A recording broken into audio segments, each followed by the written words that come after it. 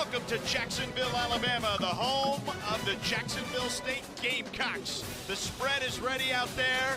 Fans are riled up, looking to go back-to-back in Conference USA. But Kennesaw State, their fans will have something to say about that. Welcome to ESPN College Football Primetime, presented by Dr. Pepper. Let's take a look at the Conference USA standings. You see these two teams, Kennesaw State and Jacksonville State, at the top, undefeated in conference. And welcome inside Amherst Stadium alongside Super Bowl champion Rodney McLeod. I'm George Sedano. Victoria Arlen will join us in just a moment. Rod, you saw there on that graphic, these two teams undefeated at the top of the conference on a collision course for the championship game. It's a big game tonight. The winner controls their destiny to secure a spot in the Conference USA Championship. For Kennesaw State, you have to keep the tempo up, completions, and then you have to, on Jacksonville State side, they have to control the clock, control possessions, win in the fourth quarter. All right, now let's take a look at those scenarios that allows them to get to that Conference USA Championship. You see Kennesaw State, the easiest path of those three teams that are in the mix here. Jacksonville State follows, and then Western Kentucky. But let's talk about the folks on the field who are going to make an impact tonight to try to get there. Let's start with quarterback for Kennesaw State, Amari Odom. Amari Odom, a gifted athlete with a big arm. His best throw is the deep pass, and it's become a weapon for this offense. In the pocket, he's strong. His ability to be able to escape pressure when it comes, and he's become a threat in the ground game, and it forces a defense to defend him on every single play. And he loves to celebrate, as you see there. Cam Cook, he's all business, leads the FBS in rushing. Cam Cook is the workhorse for this offense, and look, he's a patient runner. He's a runner that sets up his blocks very well, breaks through the line of scrimmage, and he's a threat on that second level. Look, he runs with a low center of gravity, meaning he's able to play through contact, make defenders miss, and that is one of his best attributes. And so a team in the NFL, this is a three-down back. They will find him as an asset on NFL Sundays.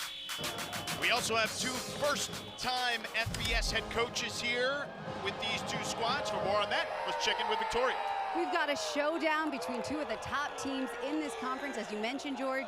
Both Good evening, coaches gentlemen. in their My name is first Rory year, Bernard. but they're looking to My umpire, embrace Gavin Darr. a game We like represent this Conference week for the defending conference champs, Jacksonville State. Coach Kelly, he spoke about how it's a big game because it's the next game, and this is why you sign up and come to college to play in games like this.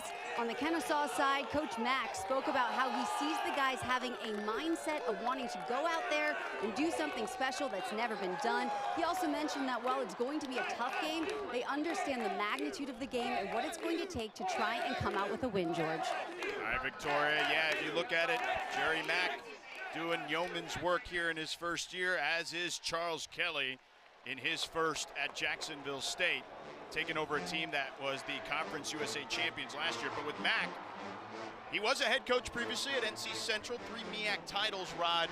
And when we asked him about this Kennesaw State job, he told us, he said, I watched their film from last year. There were a lot of close losses there. Yeah, absolutely. But, you know, he's quickly come on, and he's made his presence felt. He's shifted the culture here, and he told us, look, I'm ahead of schedule when it comes to our goals. They're looking to, be bowl eligible and secure a spot as a conference champion. And right now, they're on pace to do both of those. Yeah, and he did say that being just outside the Atlanta area as well was certainly helpful in regards to recruiting. And Charles Kelly, a longtime assistant, both for Nick Saban and Jimbo Fisher at Florida State and Alabama, respectively, was at Colorado for a while with Deion Sanders as well. Year one for Coach Kelly.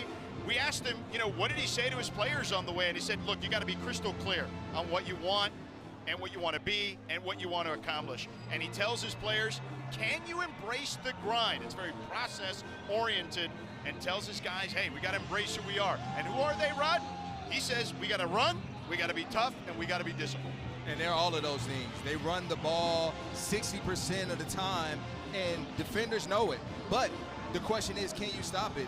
They pride themselves on being physical, a good tackle unit on defense, and then special teams, being ready for the moment because they won a lot of close games. Jacksonville State won the toss. They have deferred to the second half. Cody Jones is back deep for Kennesaw State. Garrison Ripa will kick it off for the Gamecocks. Davis Bryson also back there for the Owls. A battle for Conference USA supremacy.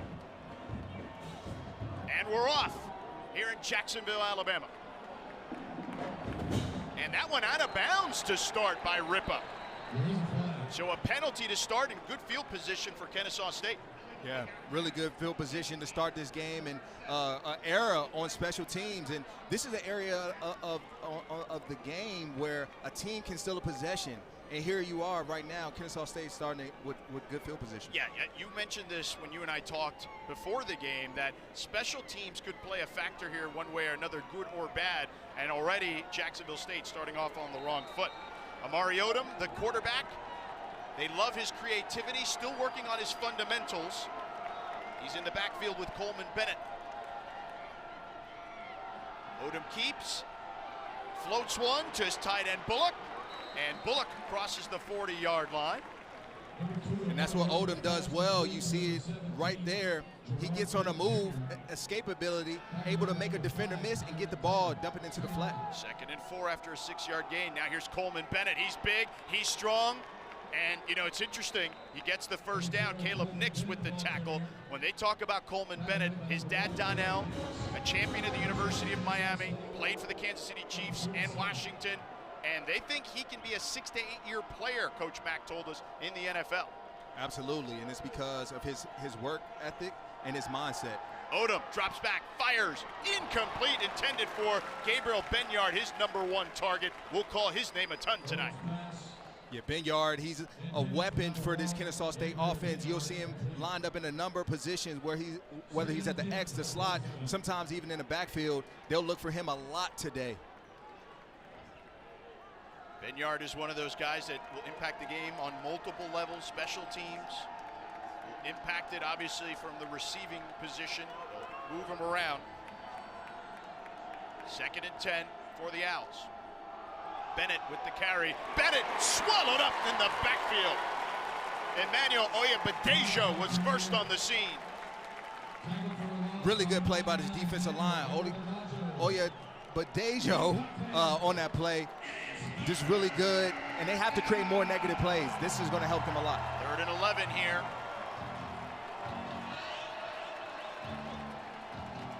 Trips to the left. Odom in trouble. He can run for it, plenty of room. He does it, picks up the first down and then some. Slides down near the 30-yard line. A huge pickup for Amari Odom, and that's some of that creativity we referred to earlier. Those are the off-schedule looks that come with Amari Odom. And as a defensive line, you have to be disciplined in your rush. Odom again drops back, finds Benyard, and Benyard tossed down after a nice gain by Traquan Fagans, an 8-yard gain for Benyard. The reason Odom was able to pick up that first down is because there was no edge as the defender rushed up the field. Odom pulls there, has time, rips it down the middle, incomplete, intended for Christian Moss, the local kid from Kennesaw, Georgia. A couple early drops by these wide receivers, and I believe, yes, Odom does need to get the ball up, but if it touches your hands, you have to catch it. Big 3rd down here. Big 3rd down. This is the time to get your athletic quarterback involved. Give him a RPO, a zone read option, and that's what I anticipate on this 3rd and short. We saw him already make a big play, Amari Odom. Big arm, and can run it. And here he is, running it here. Tries to sneak past the line of scrimmage, not much there. Thaxton Gallagher plugged up that hole. A 1-yard gain, 4th and 1 upcoming. Yeah, I expect him to go for it, George. And you see they're bringing out an extra offensive lineman, already telling you the mindset, look, we're going forward with this in this run game. 6 offensive linemen out there. 5 of 10 on 4th down this season for the Owls. Renee Miller is the extra offensive lineman, number 77. I expect the quarterback lead. Fullback out there with Bullock as well. They give it to Coleman Bennett. He picks up the first down. down to the 18-yard line. Now, you and I had Kennesaw State against Louisiana Tech, and they were very successful with the 6 offensive lineman package. It worked to perfection. It seems like they've adopted that philosophy since the last time that we've seen them, even more. And look, if it's not broke, don't fix it. Chase Belcher in the backfield now, but they flip it around, and wow, Jacksonville State snuffs it out. Clayton Kopic, the true freshman, got absolutely plastered by Malcolm Jones. A loss of 6 on the play. Way to be disciplined by Malcolm Jones. He was a rusher on the opposite side of the field, but what he did was he checked his feet. He saw the runner coming around. He made a nice tackle in the backfield. 2nd and 16 now.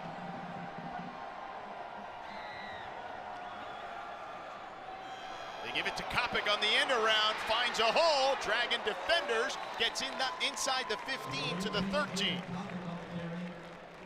An 11-yard gain, 3rd and manageable, 3rd and 5.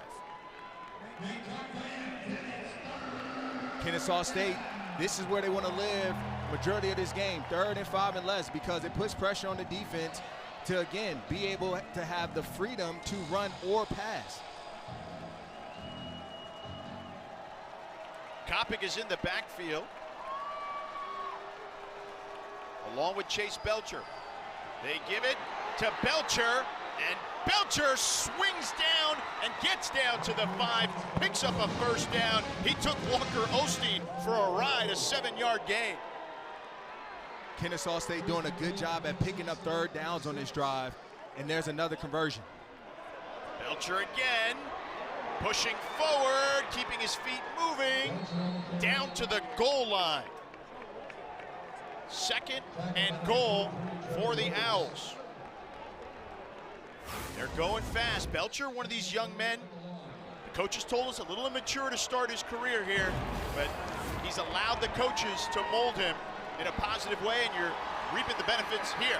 Belcher this time gets stuffed, but nope. Amari Odom kept it and got in the end zone for a touchdown.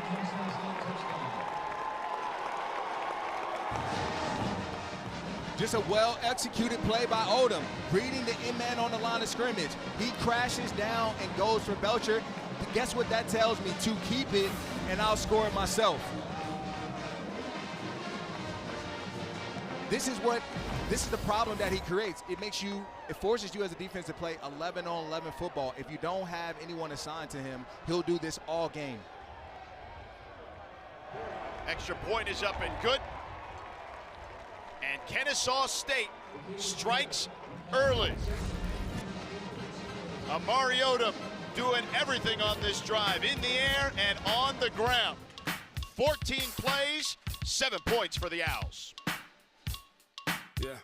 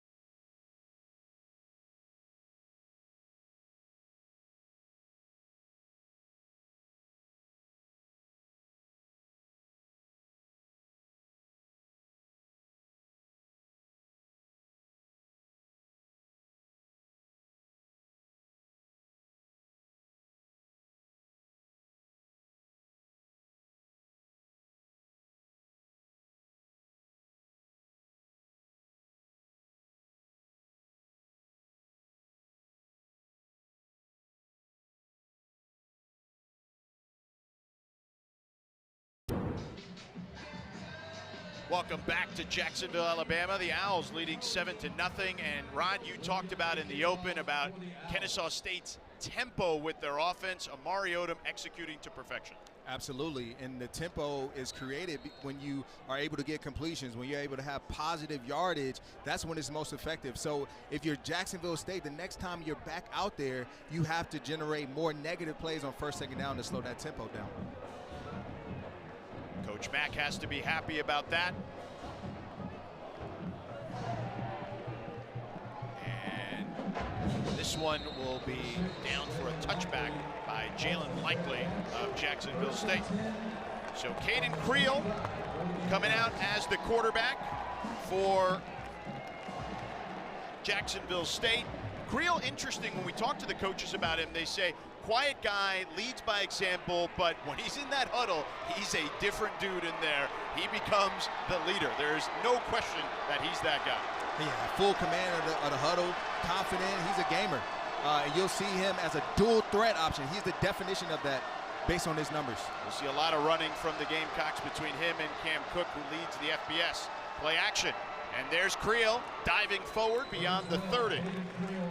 Let's take a look at the impact players in this contest tonight between the two teams atop of this conference, Conference USA.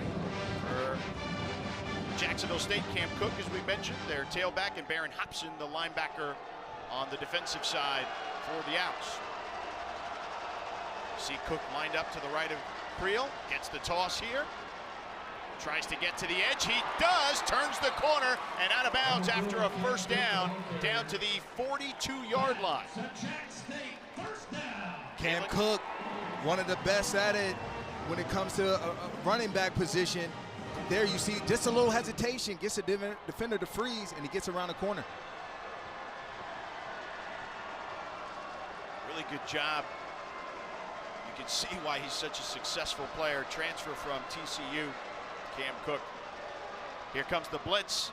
They pick it up. Cook looking for the hole patiently, makes a man miss, and then gets met at the 45-yard line. Stood up by Adam Watkins, a 6-yard gain, 2nd and 4 upcoming. And this is their philosophy. Run the football, control the clock, and again, limit Kennesaw State's possessions. And when you have a running back like Cam Cook and also a dual threat option like Caden Creel, it works to perfection. Yeah, it's certainly hard to figure out who's going to run the ball. And look, by the way, on the other side, we saw that with Odom on that touchdown there. The whole team, including the broadcaster, thought it was Belcher. They fake the toss. Creel now runs for it, dives forward to midfield, has enough for the first down. A 5-yard gain.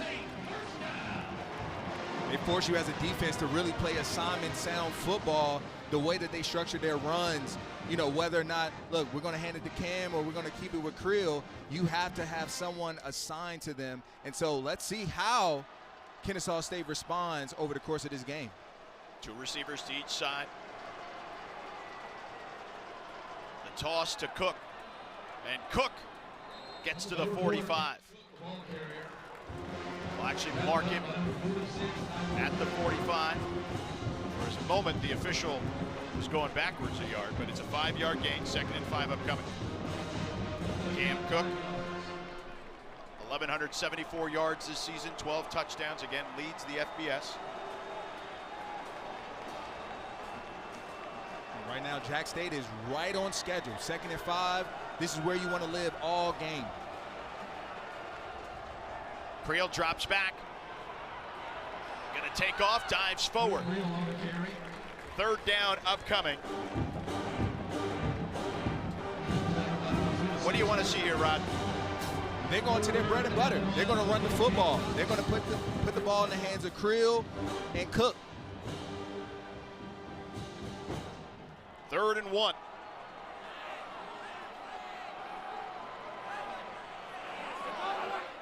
Cook up the middle, picks up the first down. Gets inside the 40, a 2-yard gain. Both these teams' offenses really moving with ease at the moment. Yep, and that's because, again, Jacksonville State, they're doing a good job on 1st, 2nd down, allowing them to move at a fast break tempo.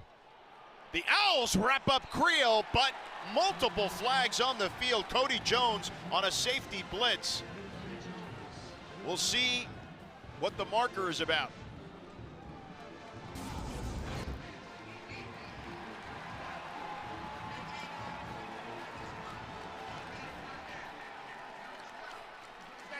May remain in the game due to the helmet coming off as a result of a foul. So a face mask on Cody Jones, and that will move the ball inside the 25. Yeah, So, sorry, Rod, go ahead. No, that left hand just got right there in the face mask, and a costly penalty.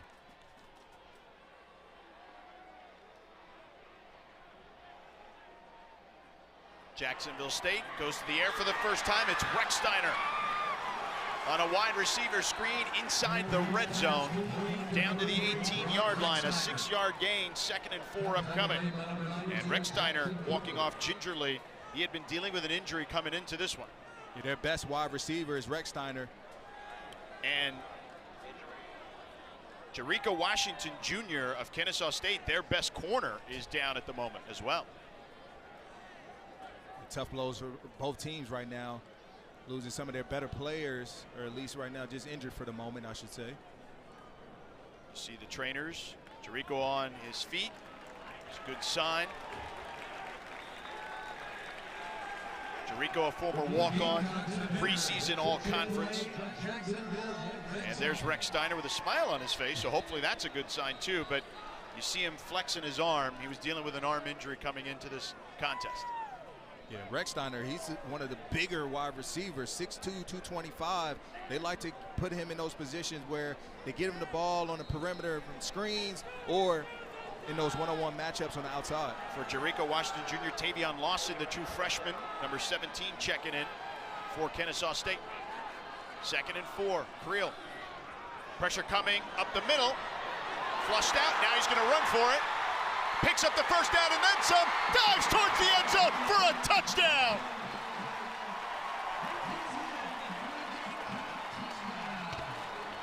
An 18-yard score, and the Gamecocks strike back. And this has been the theme of this entire drive. It's Creel. When he drops back, every single time there's been available lanes open to him, and he's picked up positive yardage on all of them. And this one converts now into a touchdown. You see, this is one of the most disruptive defensive line units in this Conference USA, and they're having trouble being able to contain Creel right now. Rip of the extra point is up and good.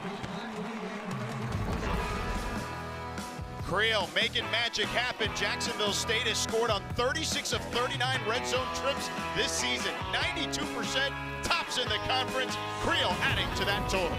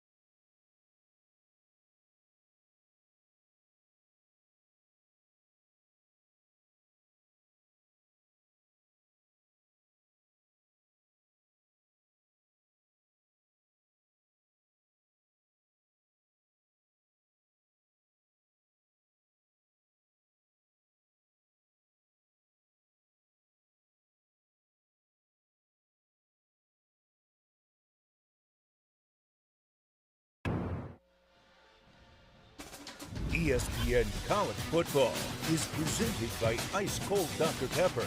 College football, it's a pepper thing.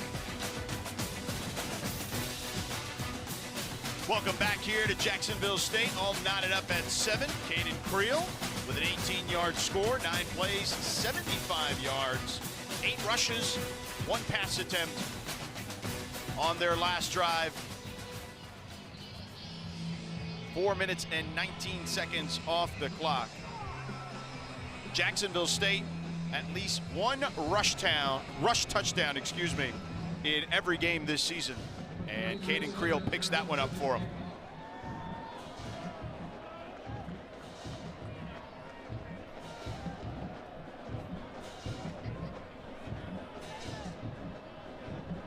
Kickoff here by Ripa. The return here by Jones.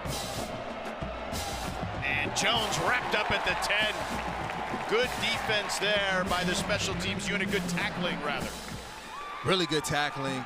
And Coach Kelly talked about his kickoff unit he believes is one of the best in the nation and is a weapon for the special teams unit. R.J. Rayner with that tackle. You see him getting the love from his team. So Amari Odom and company will come back out. Amari Odom, a long-standing relationship with Coach Kelly, has known him since he was 11 or 12 years old when Coach Kelly was at NC Central as the head coach football there. Amari's mom was the head women's basketball coach. They hand it off here. Pick up a decent chunk of change, 3 yards. It is 2nd and 7 upcoming. Yeah, Diggs, he's a change of pace running back. You'll see Kennesaw State run with 3 running backs. Bennett, Diggs, Belcher, they all get touches, and they all are impactful in this ground game. And they got 2 backs back there, Coleman Bennett and Diggs. Diggs flaring out, Odom right up the gut with blocking too, and slides down after picking up the first down at the 26-yard line, a 12-yard gain. Good block there by the left guard, Brandon Best. And just a well-designed play here. Quarterback draw with good lead blockers out in front, allowing them to pick up the first down. Odom, play action all day, takes a deep shot, complete in Gamecock territory to Christian Moss. A first down for the Owls, a 27-yard gain. The play action pass is now a threat because KSU's done a good job at running the football, so everybody now comes up, leaving room and space on the outside in the middle of the field. Quick toss to Clayton Kopic. Picks up 6 yards. There's that last play there. Good concentration, to your point, Rod, by Moss. Diggs this time, knifing through the defense, picks up a first down as he gets to the 34-yard line. Jack State defense, they have to do a better job on first down at slowing this tempo down. A 7-yard gain there. Now Odom throws on the run, complete over the middle to Kopic, the true freshman. Ball is out, but they're going to rule him down. Malcolm Jones recovered it initially, but another first down for the Owls.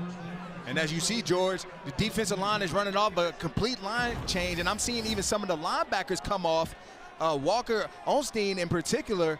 And again, that just tells you the speed in which KSU operates is becoming a challenge for this defense.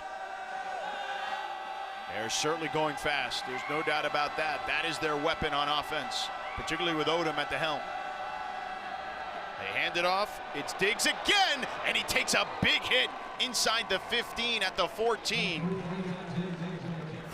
Kari Bendoff, the true freshman, after the first down carry, or excuse me, the long carry on first down, gets the hit. Odom back to the air on 2nd and short, and that one through the hands of his intended target. Javon Rogers, Caleb Nix right there to make a play. It'll be 3rd and short. And I expect, again, get Odom on the move here to pick up this first down or put you in position to go for it on the 4th down if you're unfortunate. Three receivers out there. Got a fullback, Gerard Bullock, the tight end. Kopic in motion. They hand it off to Bennett. Bennett dragging defenders and getting inside the 10 for a first down to the 9. 5-yard gain.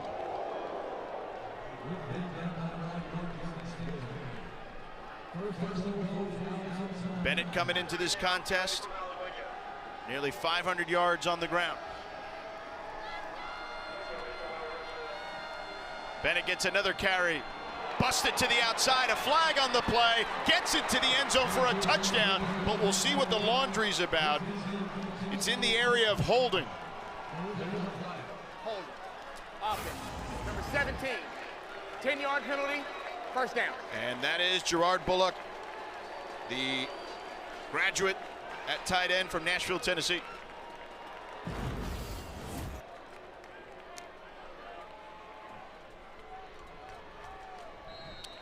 A self-inflicted wound there. And if you're Jack State, you'll take it. You got to take advantage of this now. You have Kennesaw State now backed up.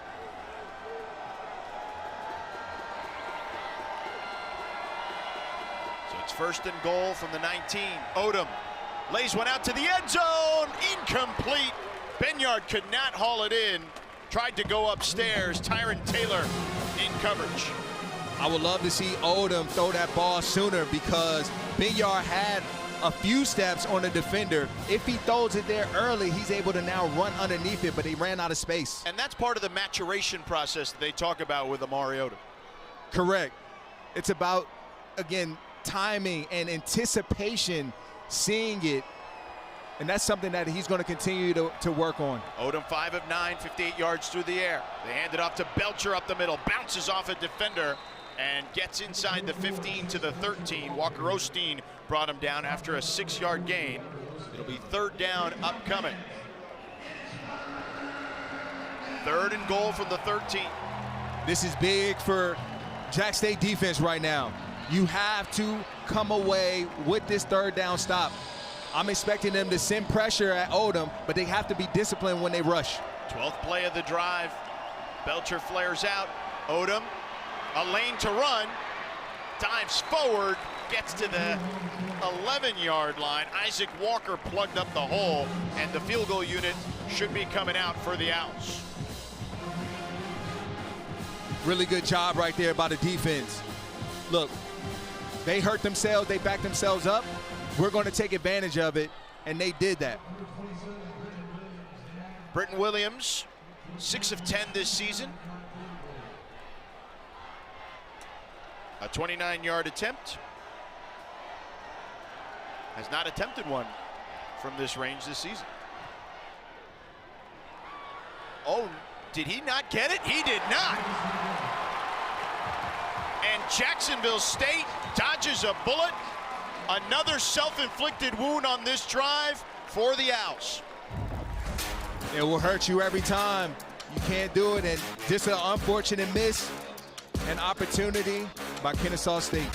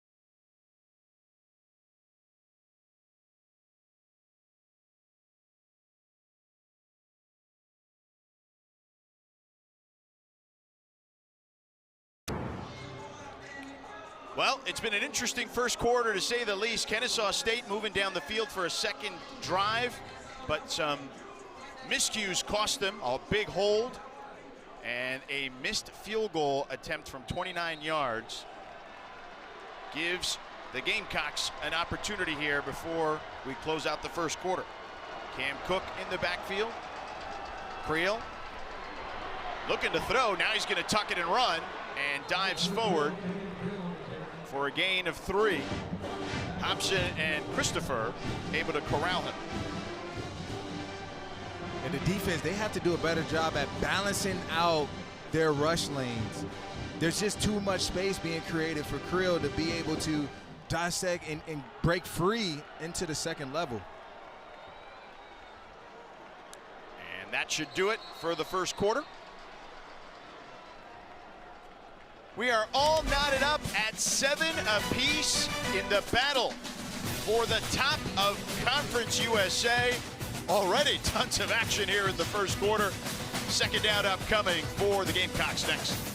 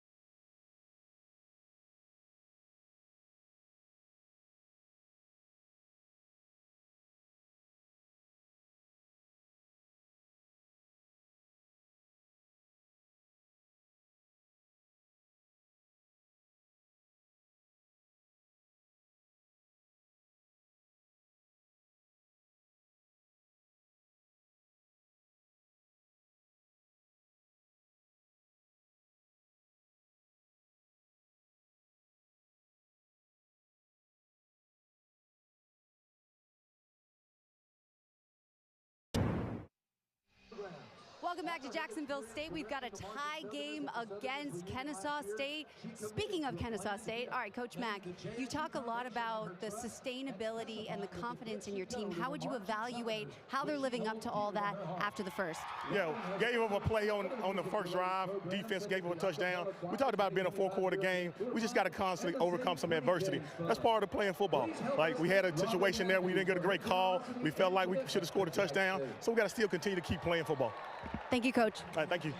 All right, Victoria, thank you, and Coach Mack. When we spoke to Coach Mack earlier this week. He said this opponent is going to have our attention. If you don't play for 60, they're going to hold you accountable, and the game won't be close. You got to dethrone the champs, he said. And here's Creel. Incomplete. Good play there by Caleb Offord on DeAndre Johnson. DeAndre Johnson, number 11, the wide receiver for Jack State, 6'8", a former high school basketball player. So nice job being physical with him there. 4th down, and Jacksonville State forced to punt. It'll be a really good matchup to look at all day. Offers a really good corner for this defense. He matches up well with Johnson because of his size. I believe he got away with a holding call there. They didn't call it, but hey, on to the next play.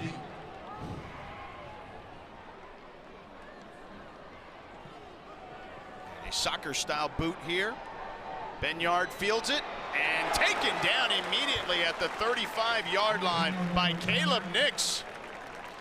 You'll recognize that name. We'll be calling a lot today. The brother of Bo Nix gets them for a 1-yard loss.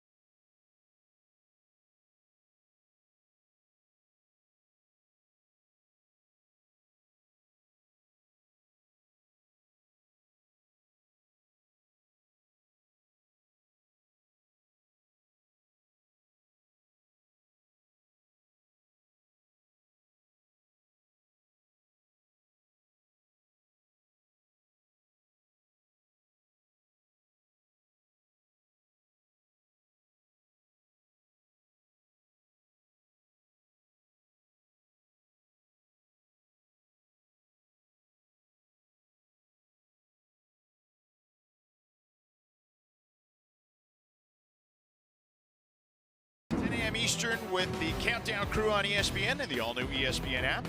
We'll have all the early breaking stories, injury updates, and previews of each game right up to kickoff. And our Week 11 Monday Night Football matchup, Dak Prescott, CeeDee Lamb, and the Cowboys taking on Geno Smith, Ashton Genty, and the Raiders, 8 Eastern, 5 Pacific on ABC, ESPN, ESPN Deportes, and the all-new ESPN app. Don't forget Peyton and Eli on ESPN2. Coverage kicks off with NFL Live at 3 Eastern in Las Vegas, and Scott Van Pelt, the Monday Night crew, at 6 Eastern. Run here by Belcher, a toss. Picks up the first down. And Belcher, one of the better pass catchers out the backfield. It's just a quick swing release. He got in space quickly and picked up a good first down. Kopic on the end around. That one sealed up quickly after a short gain by Mark Woods and Malcolm Jones. 3-yard gain.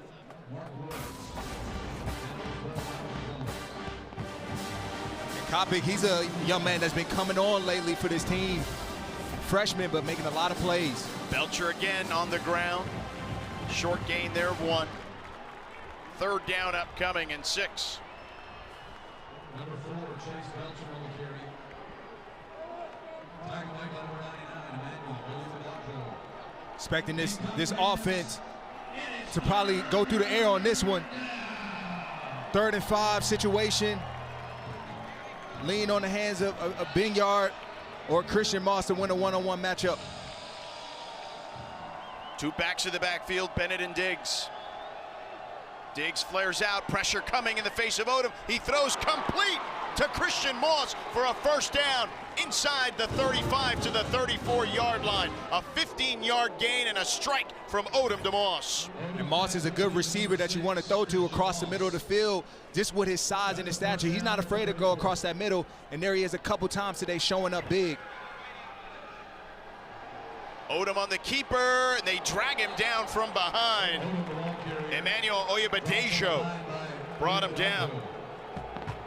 Oyebadejo, he's one of the more athletic guys on this defensive unit that they raved about, seeing it in winter drills, talking about his speed, his work ethic, and there he is hustling to get Odom down.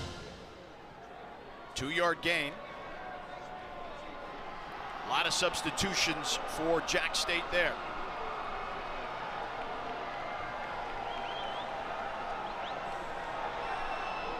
They fake it to Kopic. Odom gets it to Benyard inside the 10 and down near the 5. Their offensive coordinator, Mitch Militello, tells us, hey, he's not a decoy. You got to get your number 1 target as many touches as possible. Absolutely, and this is what they want to see from Odom. He anticipated this throw. He saw it and hit Benyard right in stride before the next zone defender can get to the ball. And Bennett hit behind the line of scrimmage. Max Sanders, the true freshman from Georgia.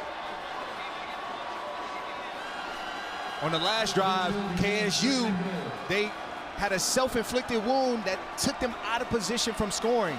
Here, you have a chance to redeem yourself and get points on the board. 2nd and goal. Odom looking, lofts one up. Too high for his intended target. Christian Moss, Traquan Fagans in coverage. Odom 8 of 13 for 112 yards. He wanted a flag on this one. And he's right, George, because look, Fagans, he's a real good corner, but right there, because of the route concept, he got caught with a holding call, and it should have been a flag on the play. 3rd down and goal. Let's see what the Owls cook up here. Odom surveying. Throws one off his back foot. Intercepted in the end zone by Mark Woods. A poor decision there by Odom.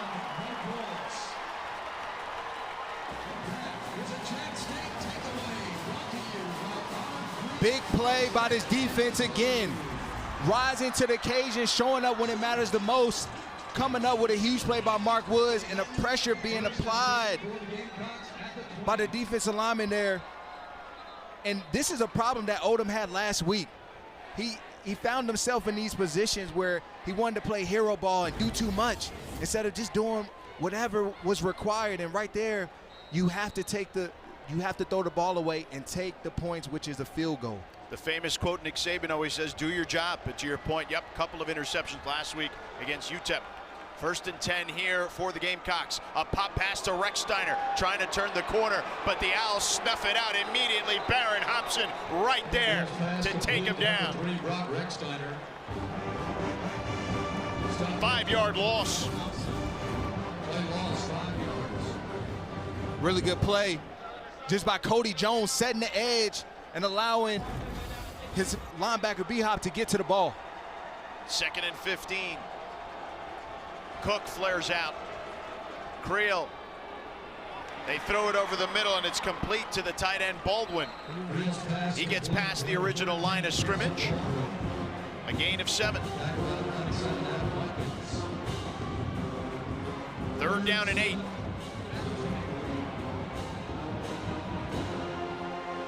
Creel changing the play at the line of scrimmage. 3 receivers to one side. Looks like he's going to get man-to-man as well, George. Creel drops back with time. Now steps up. Good protection. A man in his face, off his back foot. Incomplete. In and out of the hands of his intended target, Cam Cook. Cook, certainly a guy who can run the ball. 21 receptions this season, couldn't come up with that one. That's an unfortunate loss by Cook because he's normally a for sure handle when it comes to the receiving element of the game. But Krill, man, just a good individual performance to be able to escape the pressure and find Cook. And unfortunately, they couldn't come up with the first down. Second straight 3-and-out for the Gamecocks. Punt here by Donaghy. And this one not a great punt, and it'll go out of bounds at about the 44-yard line. Tie ball game at 7, a 32-yard punt because we have flags on the field. There's 2 of them near the 30-yard line. During the kick, holding, return team, number 21. 10-yard penalty from the end of the kick, first down, timeout. That's James Siglor. Now we'll step aside. Knot it up at 7.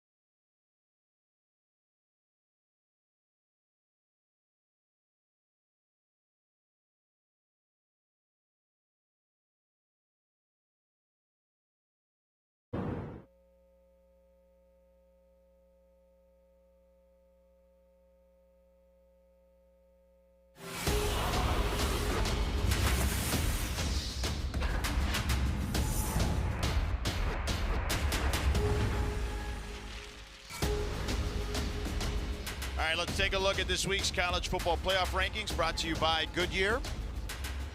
I'm guessing we'll see a few different teams there as South Florida took the loss today. You have Miami in there as the highest ranked ACC team. They put a beat down today on NC State. But remember, here's the confusion everyone has. Most people think that it's the Power 4 conferences and one group of 5 team. That's not the case. It's the highest ranked 5 conference champions. So one of the Power 4 conferences could be left out in a specific scenario. And Odom trips up in the backfield there. A loss on the play. That's one of the few times that this defense have been able to get in the backfield to create a loss on first down, which again is just going to set them up for success on this second and third down. 4-yard loss.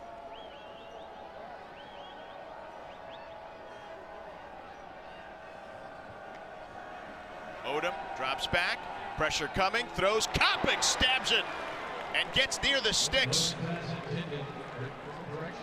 Big pickup there of 12. It'll be 3rd and short, but a flag. Personal foul, roughing the passer. Defense, number 44.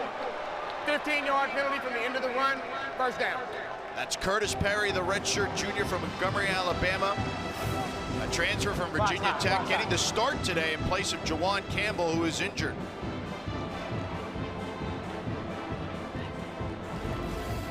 Yeah, just got to let him go on that play. So it'll be an automatic first down. First and 10 for Kennesaw State at the 43. And the ball inside the 45.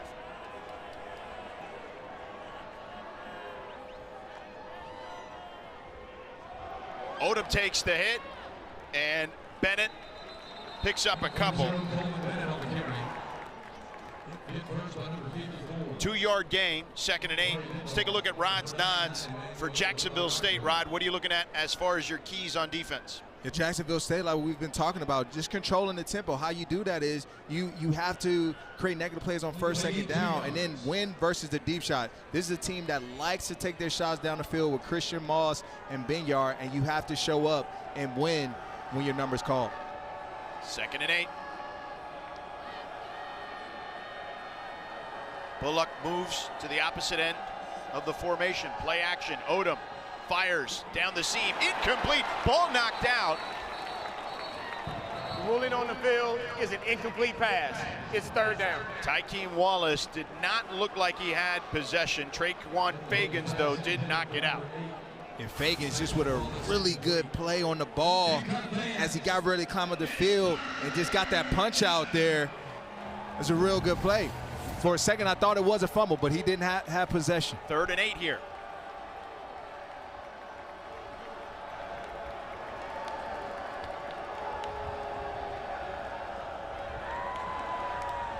Good protection.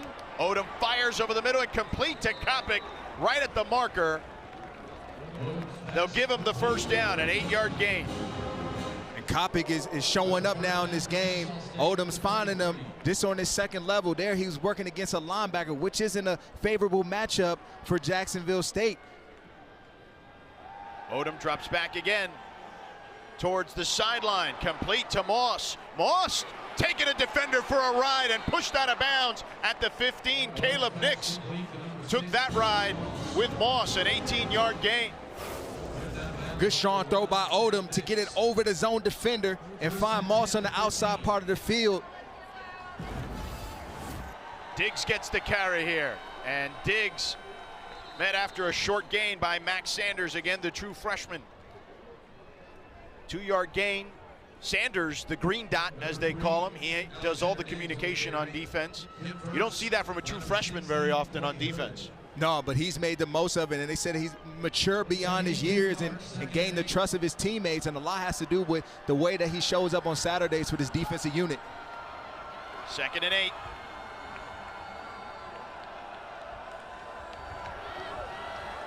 Bullock in motion, the tight end, and flags all over the field. It'll be a false start on the Owls. False start. Offense. Number 76. 5-yard penalty. 2nd down. That's Nikola Milovac, the right tackle. KSU finding themselves again going backwards. These red zone woes has given them trouble the past few drives. You know, holding, the result was a missed field goal. Last time you get down here, you throw a reckless interception, and now you find yourself in 2nd and long after another false start. 2 backs in the backfield, Bennett and Belcher. Kopic in motion, and more flags, another false start for the Owls. False start. Offense. Number 11. 5-yard penalty. 2nd down. And again, another promising drive being stunted by miscues for the Owls. And these are the little things that coaches talk about all the time. We don't find ways to beat ourselves. We have full control over knowing the snap count.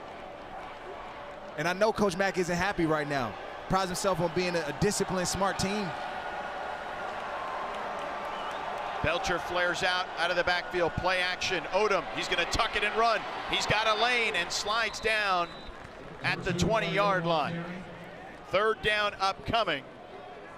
What are you looking for here? Stop made by number 12, John. Right now, they need to make sure that they don't go backwards here. It's 3rd and long. Throw the ball out into space. Get the ball to a skilled player. Allow him to pick up the yardage with a quick throw. Don't put the ball in harm's way. And a field goal's a win here too. Absolutely. Yeah, they do need to get You don't down. have to get all of it back right now. Not at all. They need to get down to the 5 for a first down. 3rd and 15, more whistles. Timeout. Timeout, Kennesaw State. They're first. Media timeout. We will take it with them. Tied up at 7, a big 3rd down upcoming on the other side.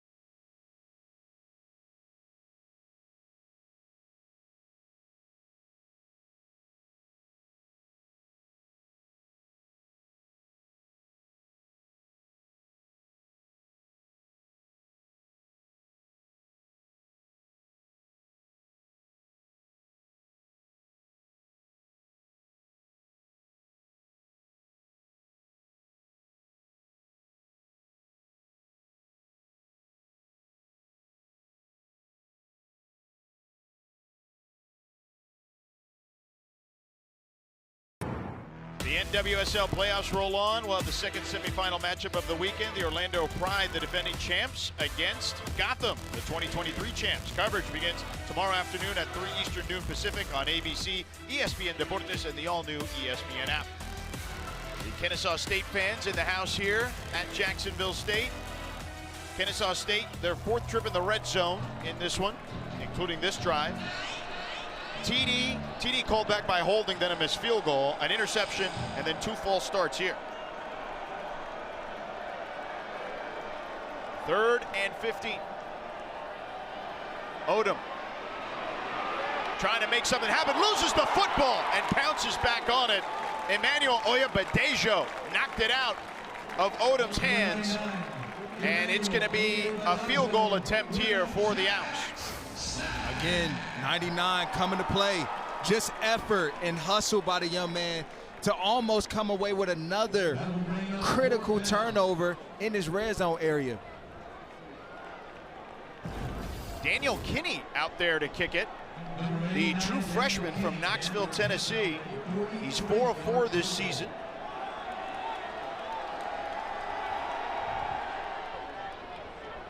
The kick is up and good. Splits the uprights. Let's send it down to Victoria.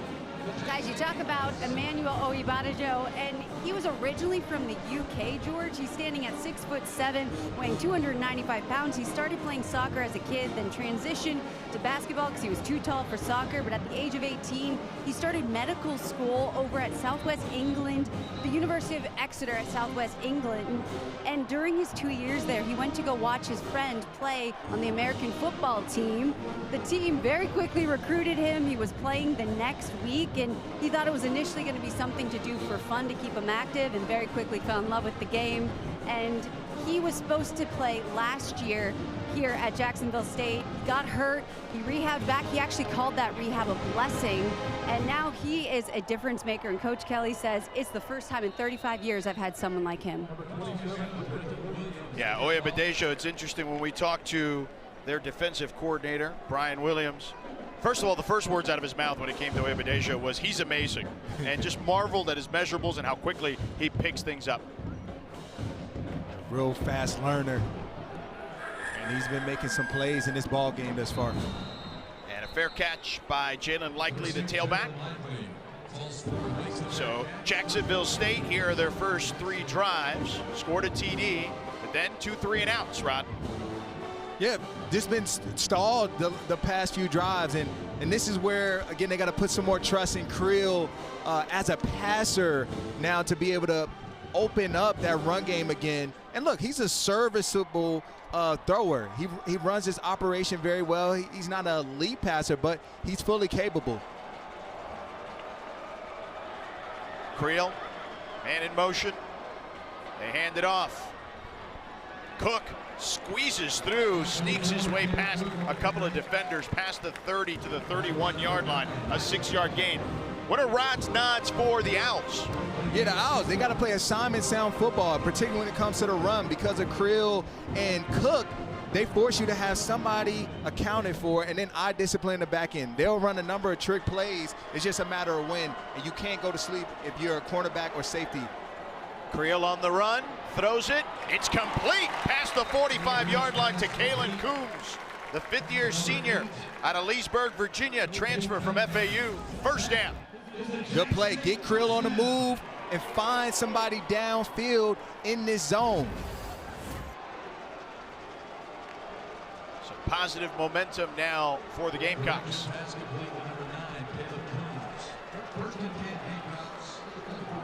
That's their first down since their first quarter. Cook trying to stretch it here and taken down in the backfield for a loss, a 3-yard loss on the play. Taiwan Christopher and Juandarian Silas took him down. Just immediate penetration. And this defense, they pride themselves on being disruptive up front, and they were just that, being able to create a negative loss. Juandarian Silas and Taiwan Christopher met at Cook. 2nd and 13, they fake it to Cook. Creel all day. Down the sideline, hits his man in stride. It's Baldwin, the tight end, and tripped up inside the 10 near the 5-yard line by Donovan Westmoreland, who saved a touchdown. They found the matchup they wanted. Baldwin versus Westmoreland, which is a defensive end, and that is a win all day. A 52-yard gain. They hand it off to Cook. Cook gets into the end zone for a touchdown. Caps off the drive, off the big play.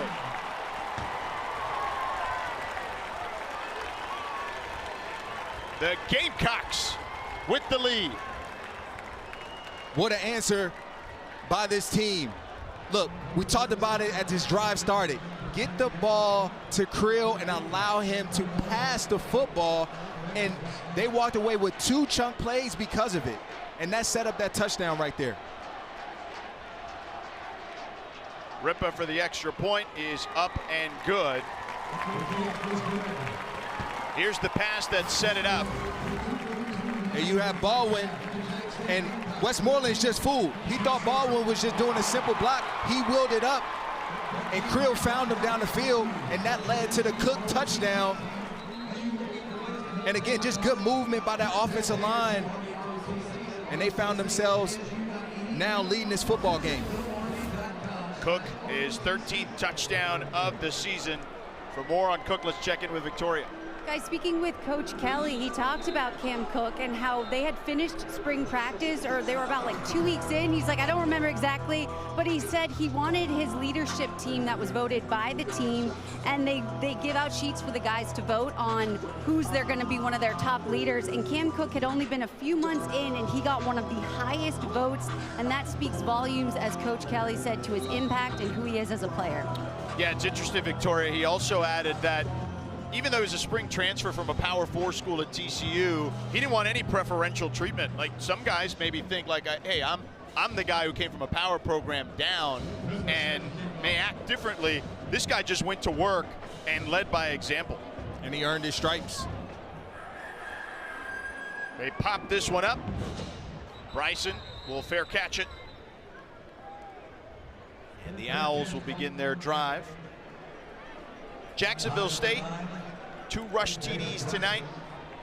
First and 10 at the 25 for Kennesaw State. And we'll see what Kennesaw State has on offense here after some challenging drives the last 2 times out, although they did manage a field goal on the last one. Bennett bounces to the outside, but a flag trailing the play. 2 flags now come in. Gets past the 40.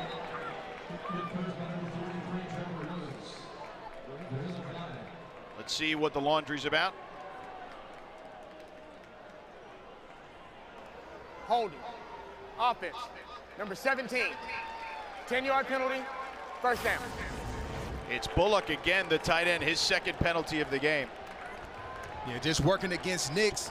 Nix does a good job at setting the edge, and Bullock has to let go once the runner gets outside, and there he got a handful of jersey.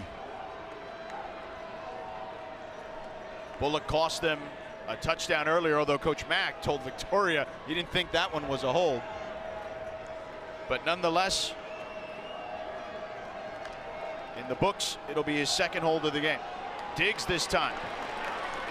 And Diggs wrapped up by Thaxton Gallagher and company. A 3-yard gain, 2nd down and 17 upcoming. And this defense right now, this is where you want to live. Be able to set your offense up for good field position. 2-minute timeout. 2nd and 17 for the Owls on the other side. Military folks doing their push-ups here on the touchdown from Cam Cook a few moments ago.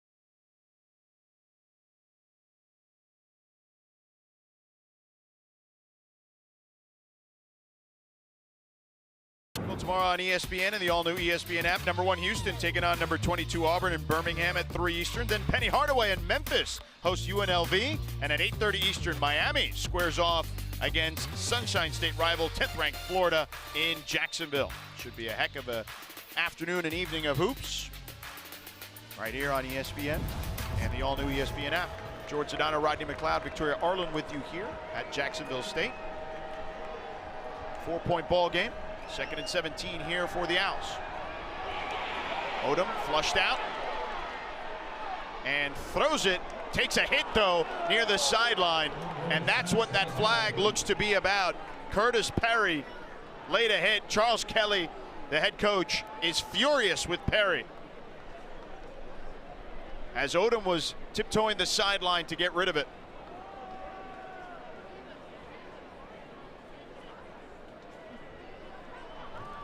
Personal foul, unnecessary roughness, defense, number 44. 15-yard penalty, first down. And that's Curtis Perry again getting the start today, Rod, because Juwan Campbell is injured. And that's the second unnecessary roughness call on Perry. This is something you don't want to be a repeat offender of. And again, it's just late and it's uncalled for. Yeah, Perry has picked up 2 of those today. And again, that's why you saw head coach Charles Kelly furious. It's an automatic first down. Owls pick up the blitz. He checks it down to Bullock. And Bullock gets to the 41-yard line. A gain of 8 on the play. And that penalty is massive because it gives them a fresh set of downs. Correct. And you move up 15 yards. Odom, clean pocket. Over the middle again to Bullock. And Bullock picks up the first down as he gets into Gamecock territory at the 47, a 12-yard gain. Now this offense has found life on this drive. Just soft coverage underneath, and Odom doing a good job at checking it down. The end around to Kopic, and Kopic clothesline there by Max Sanders. But he picks up about 5 on that one. Odom in shotgun. Play fake with time. Sideline complete. Another first down, this time to Benyard. Traquan Fagans with the big hit on Benyard, but not until he picked up the first down on a 13-yard gain. Odom is tearing this zone apart right now. It's time for Jacksonville State defense to switch it up. Get closer to these wide receivers because he's taking advantage of it right now. Ball on the 29. They hand it off. Not much up the middle by Coleman Bennett. Talon Carter, excuse me, plugged up the hole quickly. A really good drive by Odom thus far. Just taking what the defense gives you. 2nd and 9. He checks it down. Bennett breaks a tackle and then out of bounds wisely, saving some time as they have 2 timeouts to use as well. 3rd down and short upcoming. Again, well executed play. You had some guys down the field, but guess what? I didn't like what I saw, so I check it down to Bennett to allow him to make a defender miss, and now it's 3rd and short, and we can pick it, and they can pick this up. 3rd and 4. Under a minute to go. A shift from one side to the other. And a timeout, Jacksonville State. I think a smart timeout by the defense. State, they're first. 30 seconds. Good timeout by coach. Just to rally the troops, allow them to catch their breath, but also allow them to take a breath. Because again, look, this all was started by an uncalled for penalty that's now led this Kennesaw State team to be in position to put points on before the half ends. Kennesaw State has reached the red zone in their 4 previous drives. They're knocking at the door at the moment.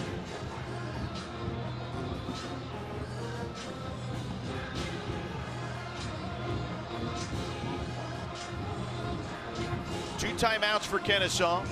Is this 4-down territory? I believe so, because you have the offensive line, want the best in the conference on this team, and so they rely heavily on them. So 3rd and 5, let's see if we can pick it up, but if not, 4th and 1, we're going for it. 50 seconds, 5-0, thank you.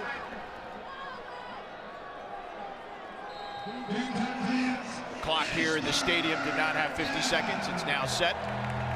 3rd down and 4. Kopic in motion. Odom rolls, fires, intercepted by Caleb Nix. A poor throw there by Odom, and Nix read it the whole way and taken down at the 35-yard line. Nix last week had a 93-yard interception return for a touchdown. He's had 2 returns this year for a touchdown, 1 on a fumble, 1 on interception. He is always the right guy on the spot. Nix is a playmaker. If I don't know any, look, he's come up time after time for this defense. But let's talk about Odom. You have the wide open running back Bennett in the flat. You decide to throw the ball across your body. You're rolling left. You're a right-handed quarterback. That's not the best throw. 5th straight game with a turnover for Nix. And Bo Nix's brother is no longer Bo Nix's brother, Rod. He's Caleb Nix. He's his own man. He's making a name for himself in this league. A delayed draw to Cam Cook for a short gain. 2-yard gain, 2nd and 8. Time ticking. They do have 2 timeouts. And multiple flags fly. 3 on the field.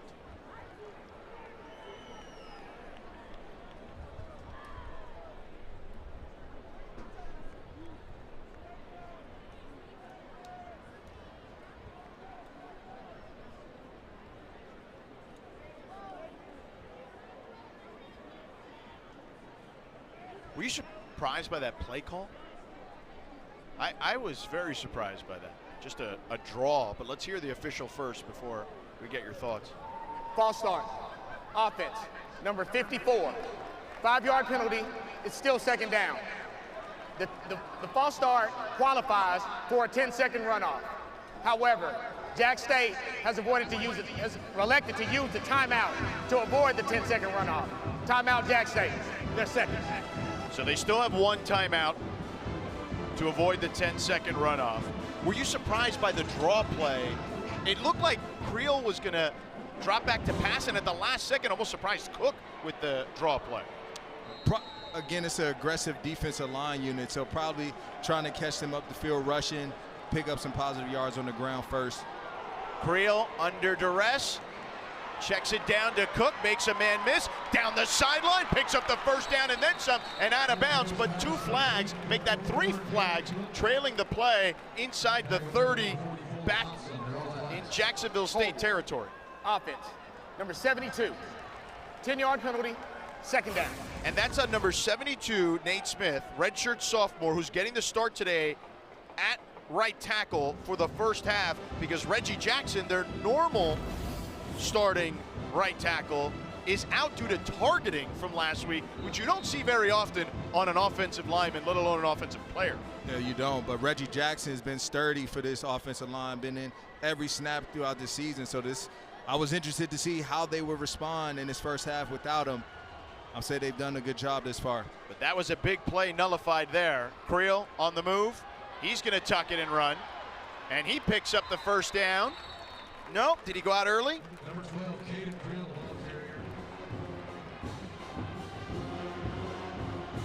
Nope, he stepped out beyond the original marker and then scooted out past it. So it'll be 3rd down and 8.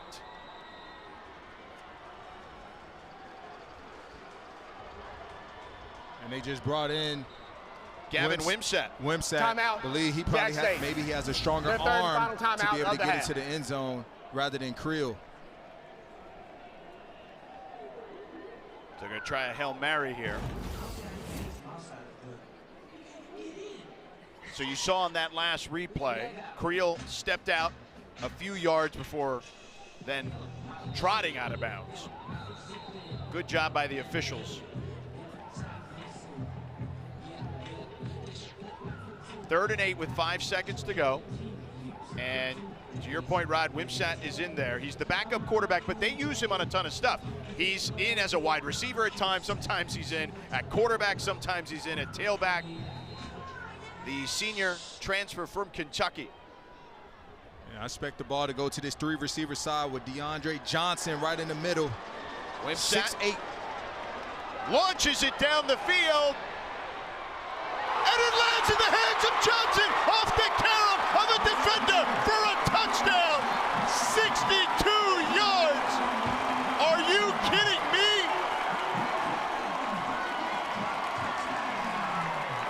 What a way to end the half. You were right, partner. Not the way that maybe we all thought they drew it up, but it got there anyway. It did. And look, DeAndre Johnson, way to be Johnny on the spot here. But the KSU defense, this is what you talk about as a coach. When it's up, you have to bat the ball down. If not, you better catch it, because things like that happen all the time. And a two-point conversion by Cade Cunningham, the third quarterback. He was the holder on the swinging gate play, and he converts. That's the end of the first half. To end the first half for Jacksonville State. Incredible momentum heading into the locker room. Incredible indeed, and never saw this coming. But they capitalize on every second of this game, and that is the making of a great team. 15 points in the last 2 minutes and 42 seconds for Jacksonville State. And they will receive the kickoff in the second half. They deferred after winning the toss to start this one. Let's check in with Victoria downstairs. Coach Kelly, can you just walk me through the absolute chaos we just witnessed in the last 30 seconds? Well, the first thing is we got the turnover. We lost yardage, but when we gained some of it back, I used the last timeout, and I was like, hey, let's set up last play. We saw their safeties playing kind of shallow, and like, let's take a shot at it. And then they gave us the opportunity to get the two-point play. So it's just, you know, this game is about scoring points. You got to score points. Anytime you get a chance, you can't waste seconds. You can't waste inches on the field. Did just that. Good luck in the next half, Coach. Thank you. Wow. What a way to end the half. 15 points in 2 minutes and 42 seconds. Coming up at halftime, we'll send you to the studio with Kevin Connors and Trevor Maddich, getting you up to date on all the action in college football this Saturday. We can't wait to get back here to Jacksonville, Alabama. I got a problem I don't need to define. She's my reason for decline. I want love even if it's for the night.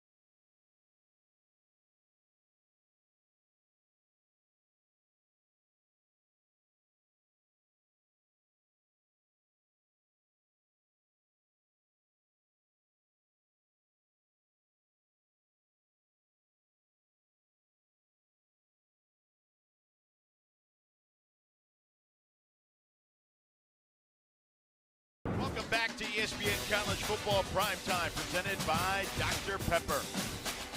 What a first half, particularly the end of that first half. Welcome into AmFirst Stadium alongside Super Bowl champion Rodney McLeod. I'm George Sedano. 22-10 lead for the Gamecocks here over the Owls. Rod, the Gamecocks have 23 plays that they've run on offense and have 22 points. What did you make of this crazy first half? Yeah, honestly, Kennesaw State, self-inflicted wounds have hurt them. And Jacksonville State, they've just done a good job at trusting the process, staying on course, and doing the small things right. And that's what it takes in games like these. Let's take a look at how it all went down in the first half. Amari Odom scored the first touchdown for the Owls. Caden Creel and company. He was able to escape, dive forward for an 18-yard score. The Owls then missed a field goal after a holding penalty. And then Amari Odom, his first interception, this one in the end zone. And then a second interception to Caleb Nix. And that set up what ended up being a Hail Mary-esque type play at the end of the first half from the backup quarterback, Gavin Wimsatt, which caromed off several Owls defenders and right into DeAndre Johnson's hands for the touchdown right before the half. They also added a 2-point conversion as well. And that's how we got to 22-10. A 4-yard run by Cam Cook. 2nd and 6 upcoming.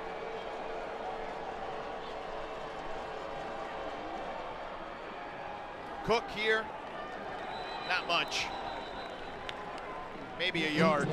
Marcus Patterson plugged that one up. 3rd and 5, Rod, for the Gamecocks. Big third down for KSU's defense right now. The way that first half ended, you have to come out here and get a stop right now in order to change the trajectory of this game. The Gamecocks 2 of 4 on 3rd down. Empty backfield now for Creel. He's got time, not for long though, as he's wrapped up and taken down by Tylen Dunlap, the heartbeat of that defensive line. And one of the leaders of this defense answering the call when this team needed him. Dunlap, just a really good rush around the edge and gets a sack to create some energy and momentum for this team. And that's exactly what they need, Rod, as you discussed earlier. They have to weather this storm that they had in the first half. And they almost get to that punt. This one being fair caught by Benyard, a short punt. And good field position for the Owls. Let's check in with Victoria, who spoke to Coach Mack of the Owls. Speaking of weathering the storm, George, Coach Mack told me at the half, he said the message to the guys was we need to stop shooting ourselves in the foot with penalties and be able to finish in the red zone. But I asked if there'd be any adjustments that he would make in the second half. He said no, everything we're doing feels like it can work, and there is no magic peel or magic sauce. We just need to play good fundamental football, George. Yeah, Victoria, I mean, they've gotten to the red zone pretty much every time that they've had the ball thus far, except for one drive, and that drive they were just on the outside of the red zone. Coleman Bennett on the run towards the outside. A flag comes in, though. Tackled by number 12, Malcolm Jones. There are flags. Holding. Offense. Number 18. 10-yard penalty from the spot of the foul. First down. That's their 7th penalty of the game. And that's what they need to clean up, George. You need to play clean football in the second half. And the first opportunity that you have to demonstrate that, you fail. That's the difference in this ball game right now. Clayton Kopic picks up that one. It'll be first down and 13 here, because again, the hold is from 10 yards back from where the infraction took place.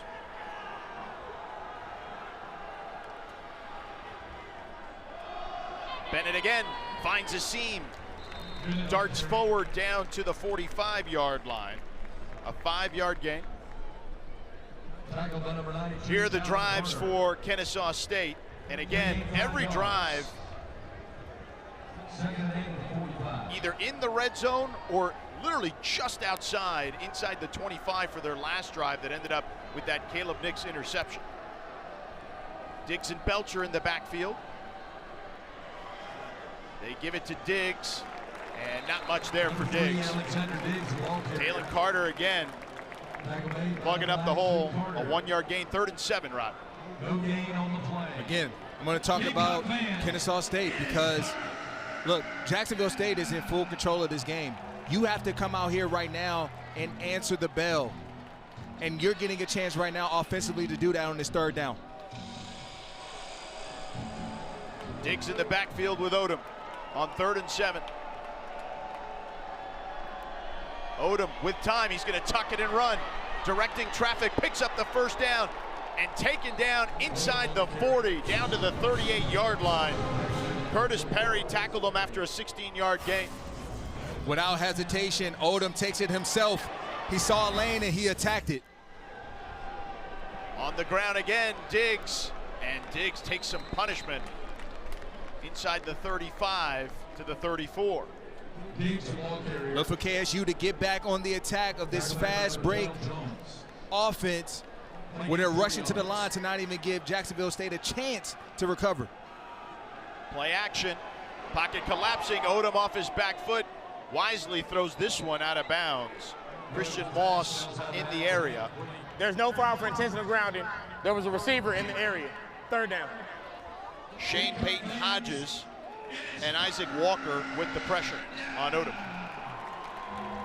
From the Jacksonville State defense, I'm looking at how Odom is picking up some of these 3rd downs and a lot he's doing with his legs. You might want to think about having a defender at that 2nd level to spy him when he does break contain. 3rd and 6 here.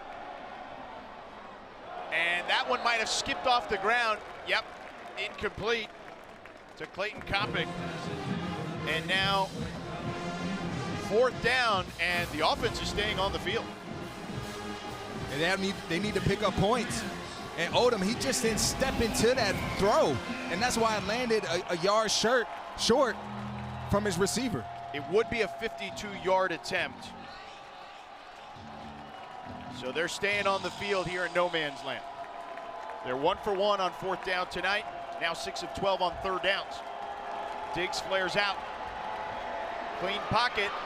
He fires. Incomplete. Good defense there by Traquan Fagans.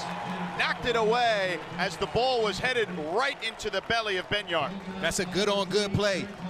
My best corner versus your best wide receiver.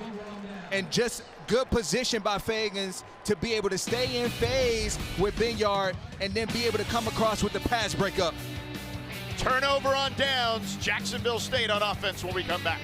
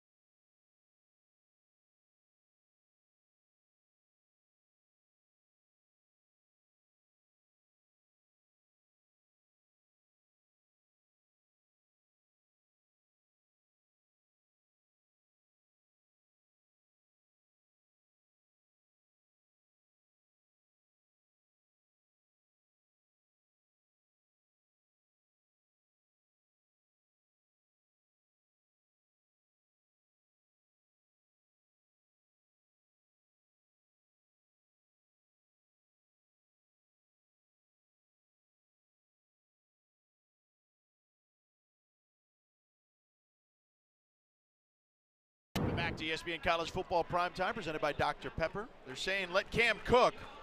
I don't think he's had to cook today. I mean, Cam Cook, the leading rusher in FBS, 9 carries, 27 yards. But the home team still winning tonight. Doing it in other ways. The defense coming up big, and it also helps the opponent shooting themselves in the foot. They show blitz, and Cook runs right into it. They are lining up to stop him. Adam Watkins made the stop. I should add also, Rod, that Reggie Jackson, the right tackle, the starting right tackle, is back in the game. He missed the first half because he was called for targeting. After the play, personal foul, unnecessary roughness, defense, number 6. 15-yard penalty, first down. Marcus Patterson, the redshirt junior, transfer from Western Kentucky. So big first down there. 80 yards on penalties for Kennesaw State tonight so far. And we're just early into the third quarter.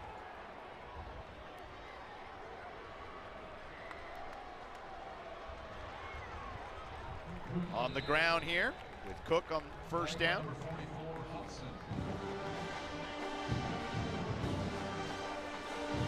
You talking, and these penalties, this is also the reason why Jacksonville State has put themselves in position, George, is because they capitalize on all of them. They certainly have done that. They have been like an animal in the wild, pouncing on its prey. Al's showing blitz. Now they back off. Cook tries to get to the edge. He turns the corner, picks up the first down, and then some. Good block there by the tight end Pearson Baldwin, who had a big catch earlier to set up a touchdown, a 12-yard gain for Cook. Really good block by Baldwin on the outside, just straining against Barron Hobson, one of the better linebackers in this conference. His longest run of the day, 12 yards there for Cook. Cook flares out. Creel got time. He's going to tuck it and run for it, but wrapped up near the line of scrimmage. No gain on that play. Elijah Hill, the true freshman, with the tackle. Elijah Hill, one of the better rushers that they have on this defensive unit. 6.5 sacks. There, he's just in the trenches battling, comes back, swipes, and gets a good tackle on the quarterback. You mentioned 6.5 sacks. Leads Conference USA as a freshman. Cook again stood up after a short gain. Adam Watkins and Taiwan Christopher there. And he's also the leading FBS sack leader for freshmen, but I think more impressively leading the conference as a freshman, as I mentioned a moment ago. Very impressive. They're going to need him right now on this 3rd and 9 situation where you can pin your ears back and rush Creel. One thing that Hill does best is it's his get off. 3rd and 9. Creel gonna run for it. Huge lane. Dives forward, picks up the first down at the 20-yard line. A good block there by Bubba Grayson, his right guard. 12-yard gain. Attacking the aggressiveness of this defense up front. Creel to the air. Now he's going to run for it. Dives forward to the 15. Antonio Stevens brought him down. A 5-yard gain. 2nd and 5 coming up. And does Creel get tired? Because, man, he's doing a lot of work in this backfield. KSU defensive line, they're getting up the field. They're right in position, but he keeps breaking loose.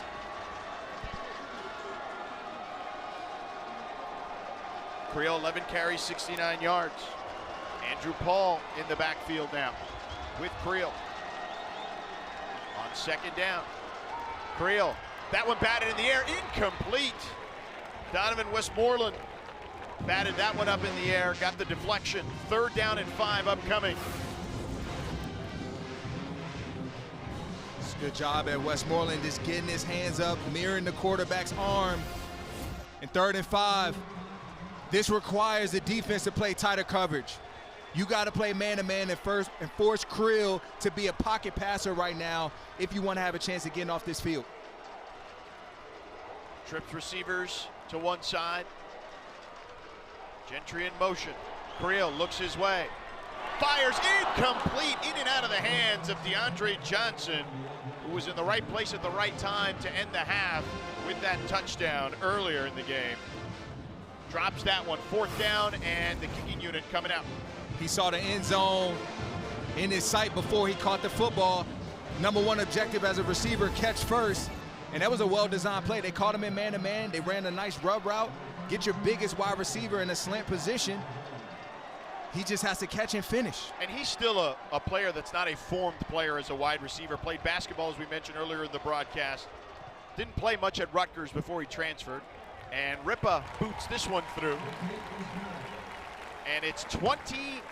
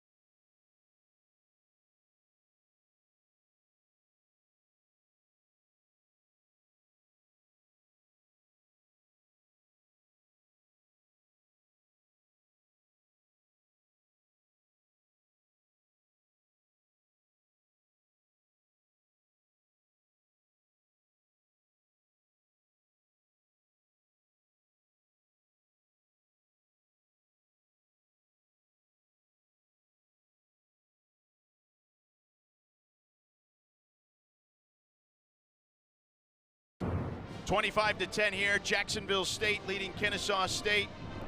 Amari Odom, last week when we talked to head coach Jerry Mack, he told us he had a bit of a setback against New Mexico State, despite them winning their 7th straight game. He had 2 big interceptions, and he talked about how it's tough because you don't want to stifle his creativity, but they do need to work on his fundamentals still. Absolutely.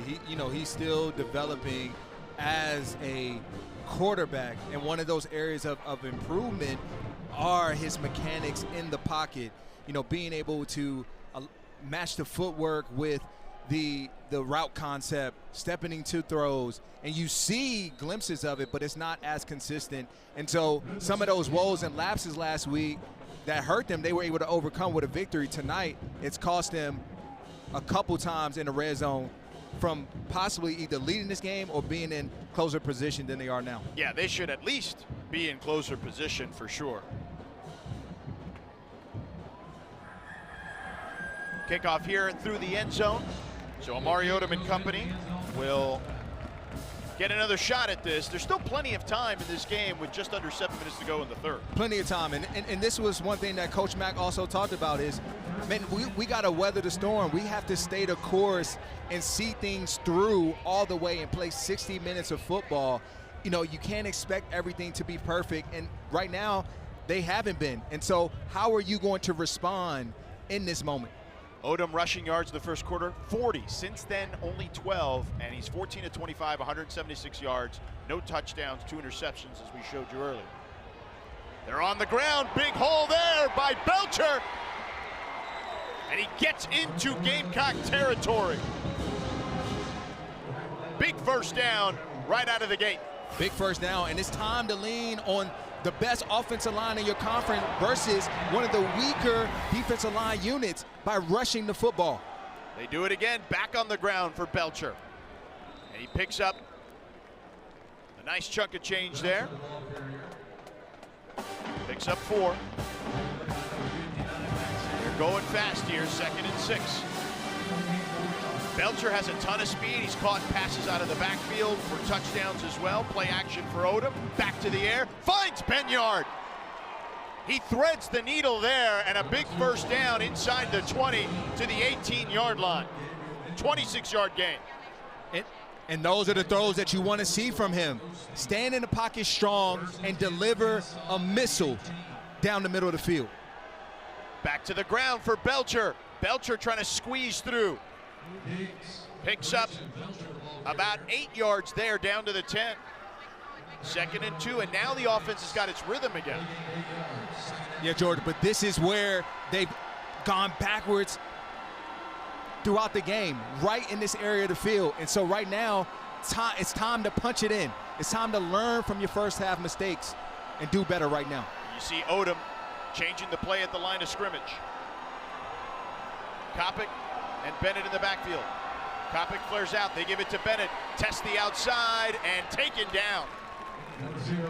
Trevor Woods and Traquan Fagans take him down after a 4-yard gain. Fagans having a heck of a game tonight. He's a great cornerback for this team. He's come up a couple times today with massive pass breakups at the right time. They give Bennett the first down. Up the middle, not much there for Bennett. Talon Carter stops him after a 2-yard gain. Carter, man, he is slippery up there up front. He is. He's made a number of plays tonight, just working hard in the trenches. Here I want to see Odom come alive with his feet. I like something into the flat, give him a run pass option, misdirection play. 2nd and goal. Odom is going to run it. Nothing there, really. A short gain at best. It'll be 3rd and goal. If I'm Odom, I'm anticipating this Jacksonville State defense playing man-to-man. Coaches need to draw up something that will be man, a pick, a rub route. Trust it, see it, and deliver it. They've scored on 2 of their 5 red zone chances in this game. Normally at over 85%. Kopic in motion. They fake it to him. Odom throws. Bullock stabs it. Bullock falls though on the ground. A low pass. He couldn't regain his footing, and it's 4th down here. What do you do? First and foremost, George, that is the play design that you wanted. Beat man to man. Get your man in the flat. He had him. He's got to toss it up to him. Now, I'm leaning on Odom. I'm bringing in another offensive lineman, and we're going to say, look, we're going to allow you to read the in-man on line of scrimmage and make the right play. You see some substitutions here, widespread substitutions for Jacksonville State on defense.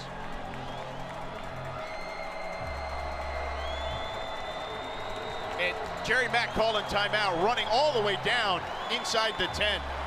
Timeout, Kennesaw State. It'll be 4th and goal. And Jerry Mack, I think, 30-second timeout. Takes a smart timeout here, Rod, because his team looked confused. We saw Belcher run on and off the field. Odom was looking back. Time was running out. What do you talk about with your team here if you're Jerry Mack? Execution. We practice all week for these moments right here. We didn't know when it would happen, but the time is now for everybody to do their job the way we designed it, the way that you practiced it right now. The little things matter. Details matter. Make sure your split is done properly. Make sure you know the snap count. All those things are going to come up on this play. So 4th and goal. As big a moment as there's been in this one.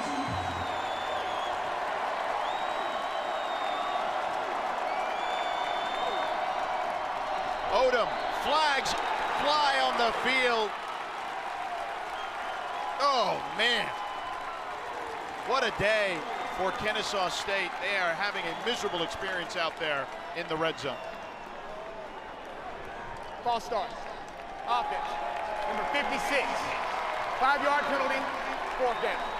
That's their 3rd false start in the red zone today, 4th overall. George, I literally just said it. The snap, know the snap count. Get to the depth of your route. Know where you're aligned. Those are the things that win you championships, that put you in position for a championship. Daniel Kenny. Kenny for the kick here. 26-yarder. The kick is up and good. Kick is good. With 2:49 remaining in the third quarter. A 2-score game. 2:49 to go in the third. And Kenny kind of hobbling off the field. Can't give up. All back. And too far.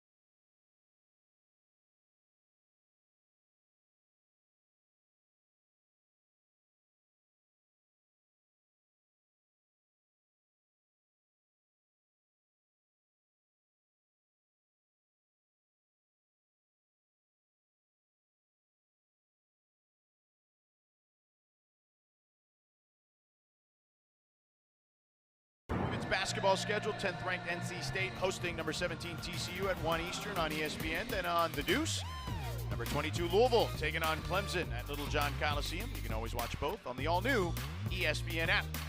George Sedano, Rodney McLeod, Victoria Arlen with you here. Jacksonville, Alabama, Jacksonville State with a 25-13 lead over Kennesaw State. A battle for the top of the standings here in Conference USA. Kennesaw State, 5 red zone trips today and only 1 touchdown, Rod. It's disappointing. And when you look back on this game, regardless of the outcome, you're not going to be happy and pleased about that. Let's check in with Victoria. Because I was right by the bench during that false start, and the level of stunned and deflate that just went through that entire bench on Kennesaw. I mean, these guys are trying to say we need to stop hurting ourselves and getting in our own way, and then a couple of the guys started hyping the boys back up and saying there's still more time. All right, Victoria, there's still time. It's a 2-score game. A lot of time. Yeah. Kennesaw State coming in with a 7-game win streak, tied for 5th longest current streak in the country.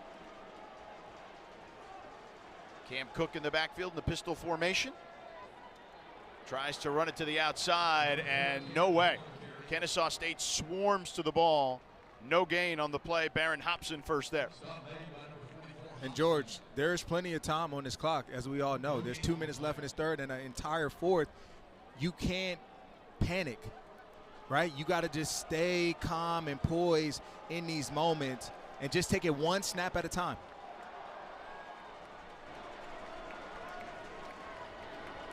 They toss it to Cook this time with a head of steam. And short gain. Good job defensively by Taiwan Christopher, and again Baron Hobson. Only a 4-yard gain. 3rd and 6 now for the Gamecocks. And this is where Creel has come alive for this offense. He's taking the initiative on himself and saying, look, I'm going to run for it. KSU defense, you have to be disciplined when you rush up the field. Keep contained. The Gamecocks 3 of 7 on 3rd down tonight. And Creel has been in complete command, to your point, Rod, in these situations.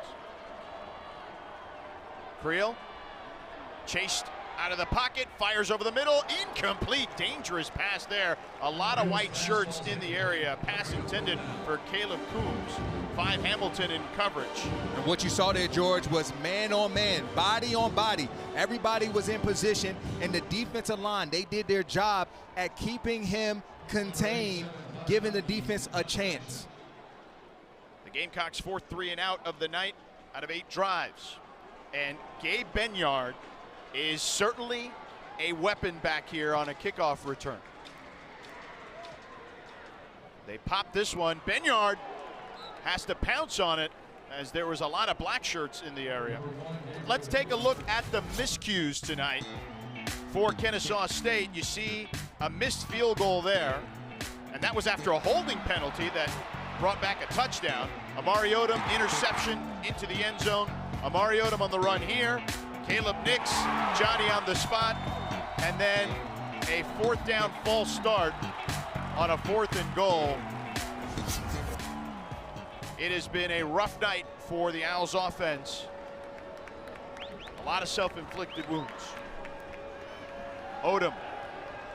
Pocket collapsing, finds Bennett though for a 1st down, and then some. Bennett takes a huge hit from behind by Malcolm Jones, but not after he gets into Gamecocks territory, a 21-yard gain. Odom setting up the offense quickly. Play action.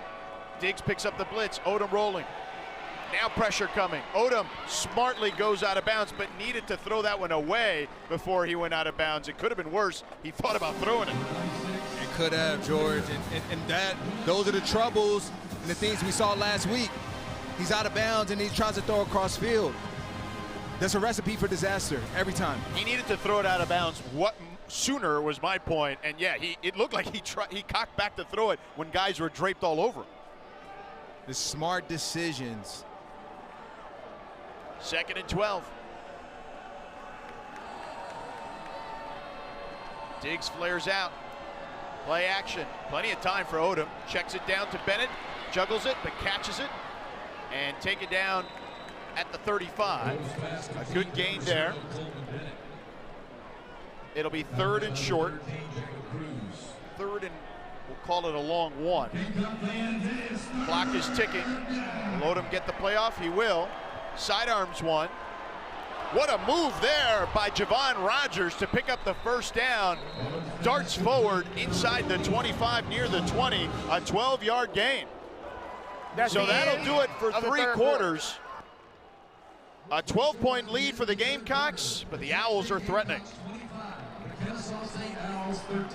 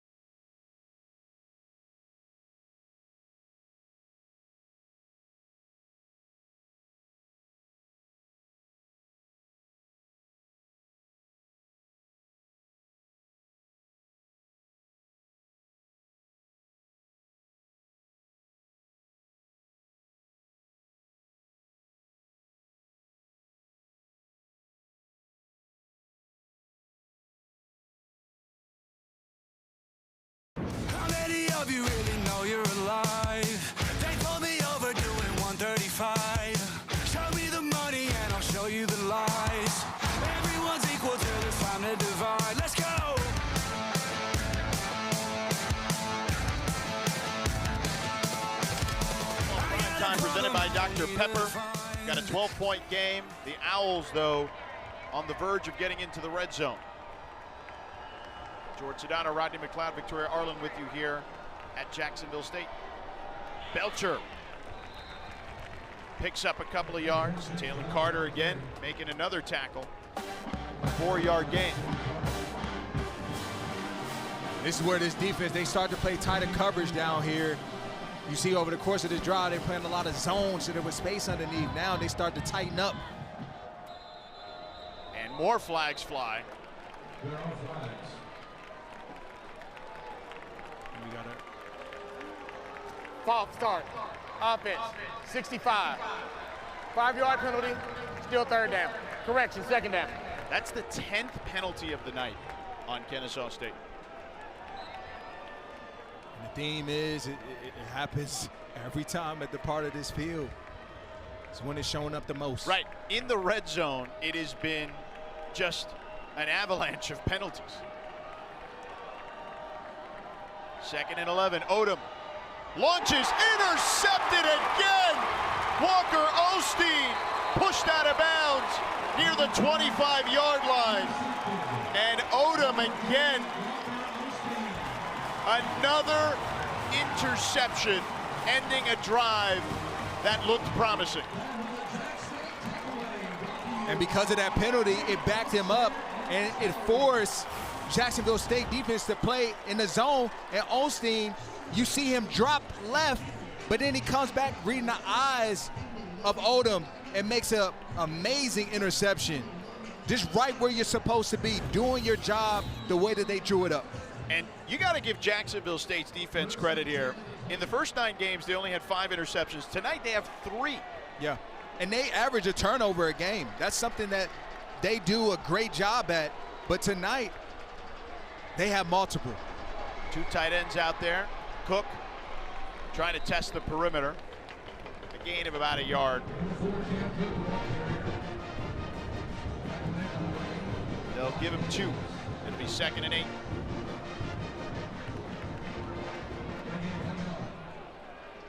Two tight ends out there now in the receiver set. Empty backfield for Creel. Throws one, and it's complete to the 29. It'll be 3rd and 1 upcoming. This one to Brock Rechsteiner, son of WWE Hall of Famer Scott Steiner, cousin of Bron Breakker, the Intercontinental Champ. Cam Cook up the gut, picks up the first down to the 31. There's the photo of the family. Big Papa Pump and Brock, of course. Him and Pops. Looking identical there. Yeah, the Steiner family, obviously a famous wrestling family. Pops is still in the gym. I remember when Big Papa Pump, before he was Big Papa Pump, he was the kind of the rep in Michigan and the Wolverines in the early days. It was WWF. Bron Breakker is here, by the way, I've heard tonight. Oh, a nice move there, getting Cook in motion on the jet sweep, picks up the first down past the 45-yard line. A 14-yard gain, and they've had to get creative with Cook. And there you see him at the wide receiver position. They didn't identify where he was, and he comes in this jet motion, and he gets the ball, finds space on the outside of part of the field.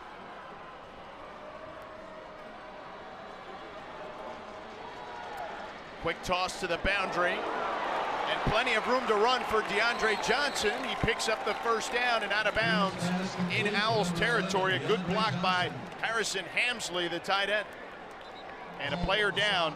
It's Caleb Offord, the starting corner for the Owls.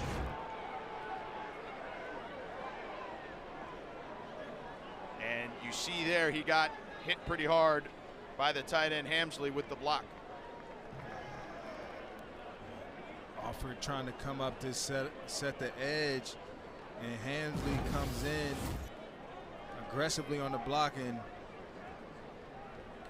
made a lot of contact with the head there as well.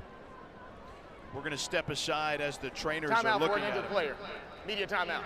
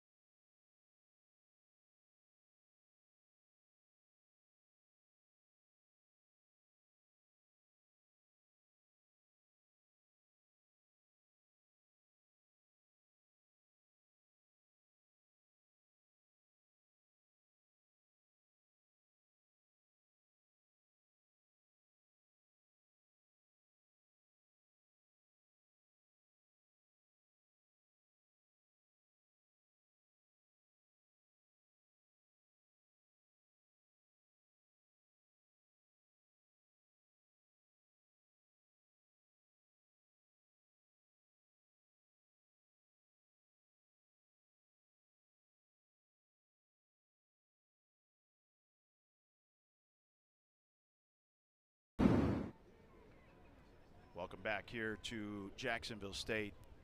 Very serious situation on the field. Caleb Offord, starting corner, senior from Mississippi, being attended to by both training staffs.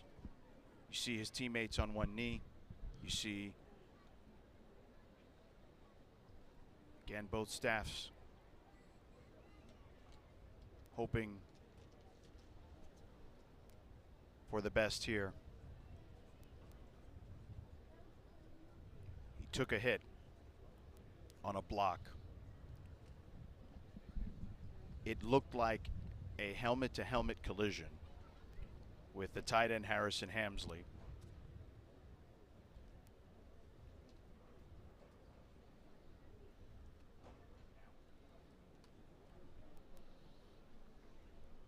While they're tending to him, we will step aside and hopefully have better news on the other side.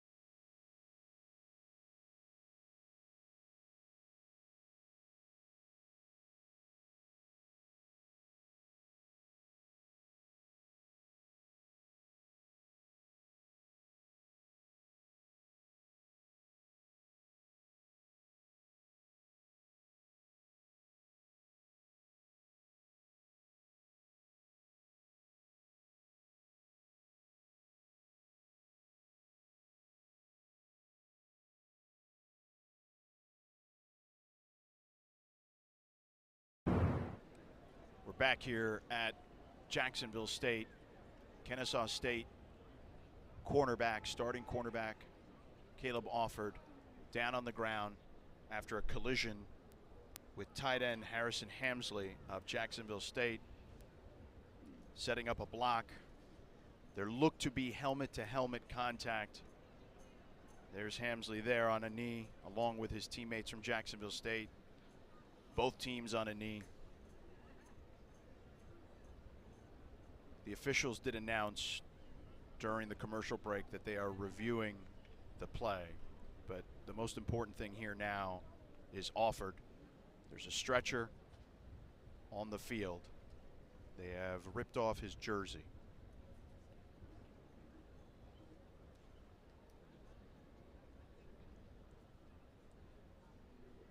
His family is also on the field at the moment as well.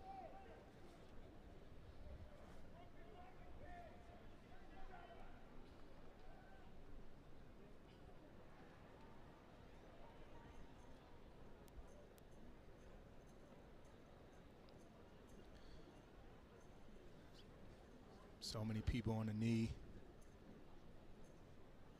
praying just for a positive outcome.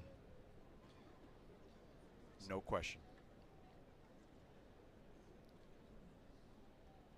Colors don't matter at this point. Just about the young man that's on the ground right now.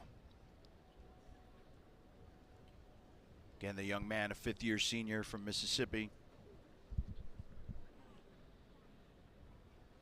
Transfer from Alabama State. one of their best players on defense, and they are still tending to him. Again, you see both staffs there.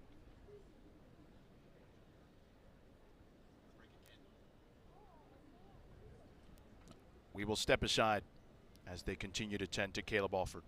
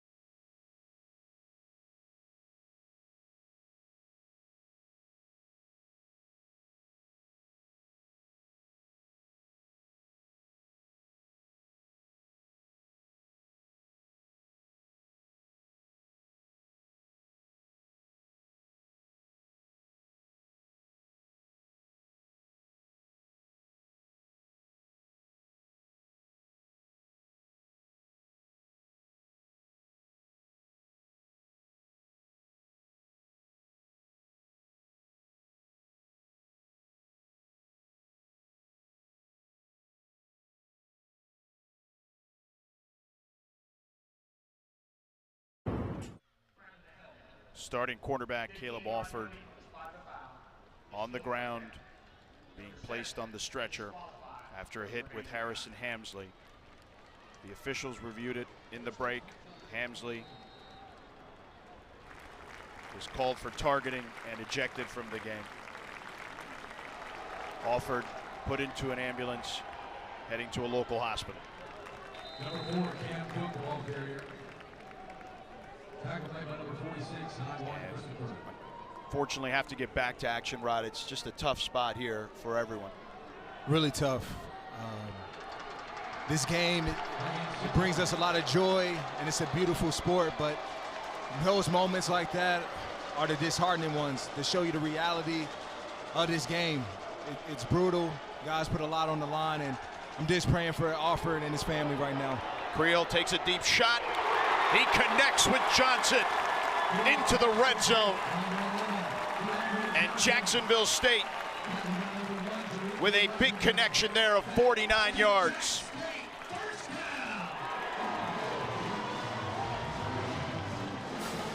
Creel going fast. They give it to Cook, and Cook wrapped up by 5. Hamilton in the backfield. No gain. And one of the first times today this offense has been able to get behind this KSU defense, and there they put themselves in real good position right now.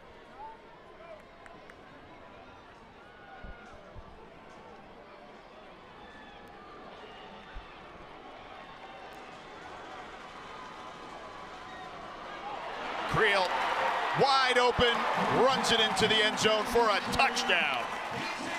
A 15-yard scamper. Bubba Grayson freed him up. That's Creel's second rushing touchdown of the game. Another well-executed run play here. You see the misdirection. They bring Cook in one direction, and then you forget about Creel because you now taking your eyes out there and creating space up the middle of the field. And that's what I said at the beginning of this broadcast.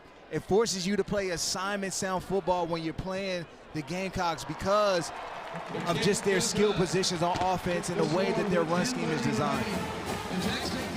The extra point is up and good by Ripa. It's 32-13 now. Jacksonville State in complete control. 3 rushing TDs today. And they have taken full advantage of the Kennesaw miscues. And in this drive, they really just dominated on that drive and may have put this thing away. It didn't take them long to get to the end zone. And a lot had to do with that chunk play to DeAndre Johnson. And then you come back a couple plays later and Creel scores. And again, they've now increased their lead and definitely in full control of this ball game right now because of it. 3 rushing touchdowns, as I mentioned tonight, for Jacksonville State. If you go back to the beginning of last season, they have 77 rushing touchdowns, which is the most in the nation. They put a lot of work in the ground game. And credit to that offensive line as well. You have the best or the leading rusher in college football that you're blocking for. And the credit deserves, the offensive line deserves a lot of credit because of it.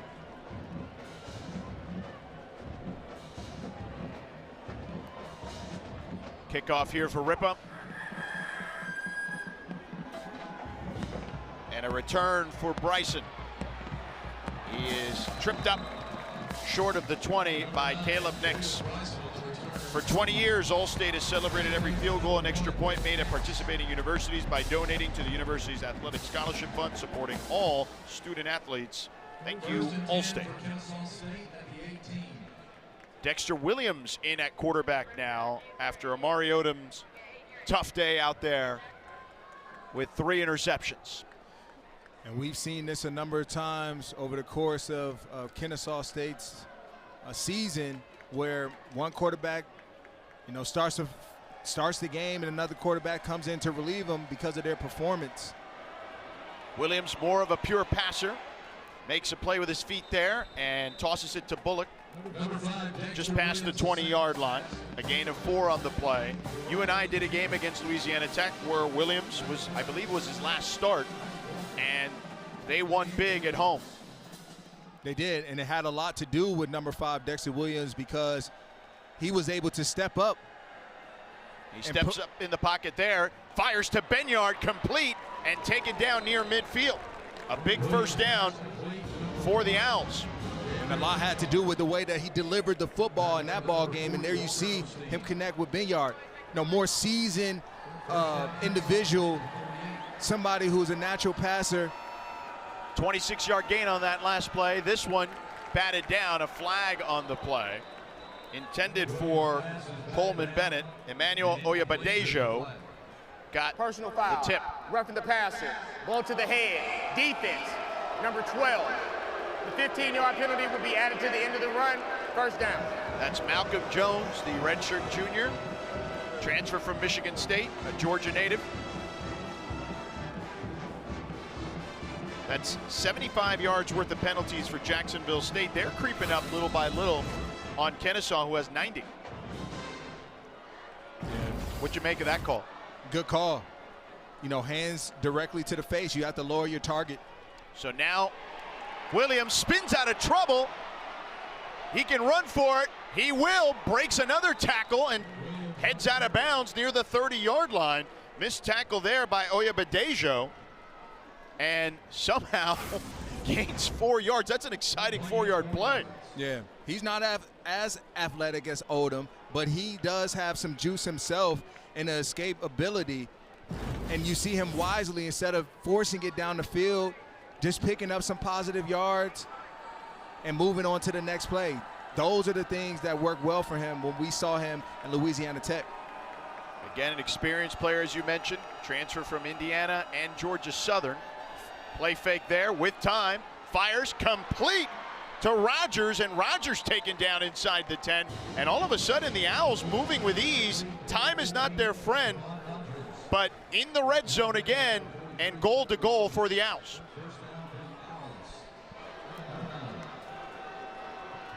Bennett on the ground, and Bennett taken down. What a play there by the true freshman, Max Sanders.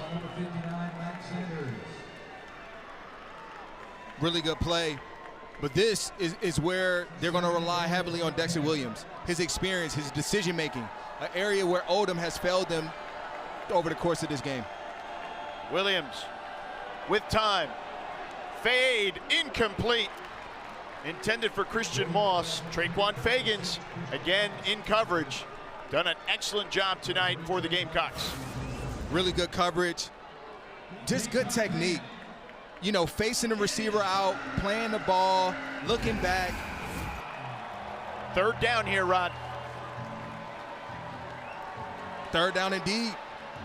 Dexter Williams, this is why we brought you into the game. We trust in your passing ability and decision making. It's in your hands right now. The Owls don't need field goals, they need touchdowns to get back in this. To the end zone, almost intercepted. Traquan Fagans couldn't come up with it, but that's because Benyard played quarterback on that play and knocked it out. He did.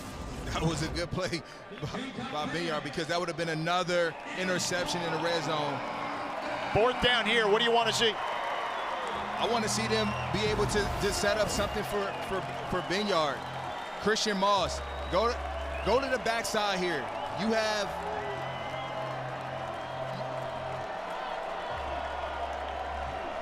We'll see what happens now with Williams. In the gun.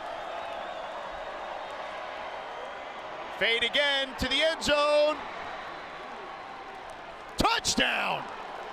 Wow, what a catch by the true freshman, Clayton Coppett. His third touchdown of the season. They'll review it to see if he got a foot down. Malcolm Jones in coverage. Good ball placement by Dexter Williams. He threw it to where only his receiver can catch it. Just a great catch by Coppett, catching it and getting the foot down. That's a touchdown, and they're lining up for two. The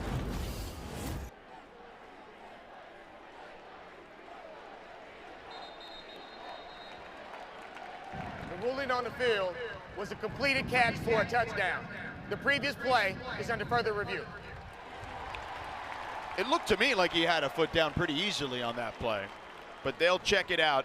Now, here's the logic here. At the moment, it's a 13-point game. If they get a two-point conversion, it's a touchdown, a two-point conversion, and a field goal away from tying. They're playing the math game here based on the two-point attempt. But one more look here. His foot is down.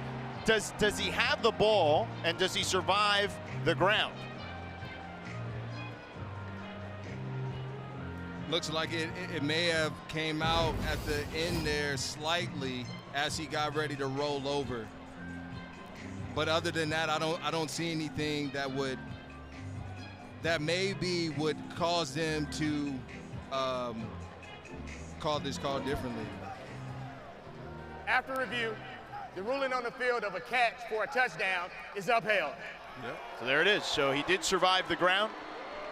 I mean, he still had the hand underneath it as he rolled over, and then when you saw on top, it was on top of his body. He still had a firm grip on it. So a two-point conversion attempt. And listen, man, in this conference, you and I have watched a lot of these games here over the last several weeks when we've had them. Nobody's ever out of it. And we'll see what happens here on the two-point attempt. Williams on the design roll. Flips it to Bennett, and an excellent defensive play by Walker Osteen. Snuffed out the pass there, the shovel pass to Coleman Bennett. A 13-point game. Jacksonville State looking to finish it off. ESPN College Football is presented by Ice Cold Dr. Pepper. College football, it's a pepper thing.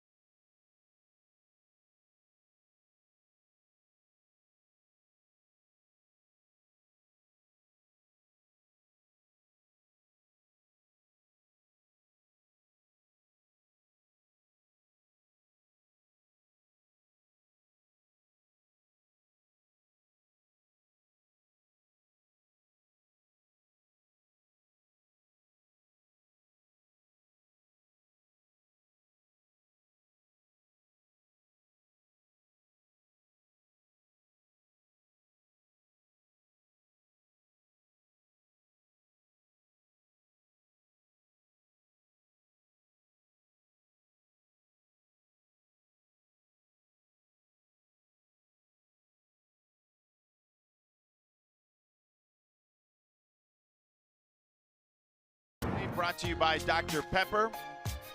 A pair of tailbacks having a big day.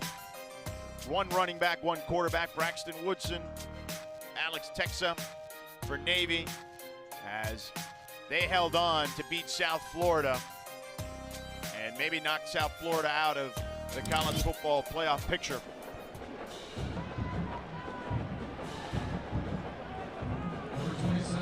You try an onside kick here if you're Kennesaw? I'm kicking it away. Okay. And they do. They listen to you. I would too. You're a Super Bowl champ. Oh, and muffed. Jacksonville State able to grab it, and they'll down him at the 4. Jalen Lightly. The ruling on the field is the receiver gave a fair catch signal and muffed the ball and recovered at the 4-yard line. It's first down at the 4-yard line, Jack State. And that's the exact call right there. He called for a fair catch, muffed it, and then recovered it at the 4. Please reset the game clock to 7 minutes, 52 seconds. So this is a big play here potentially if you're Kennesaw State. Costly error. Thank you. And now you have field position on your side. You have to keep them backed up right now. You know where the ball is going. It's going to number 4.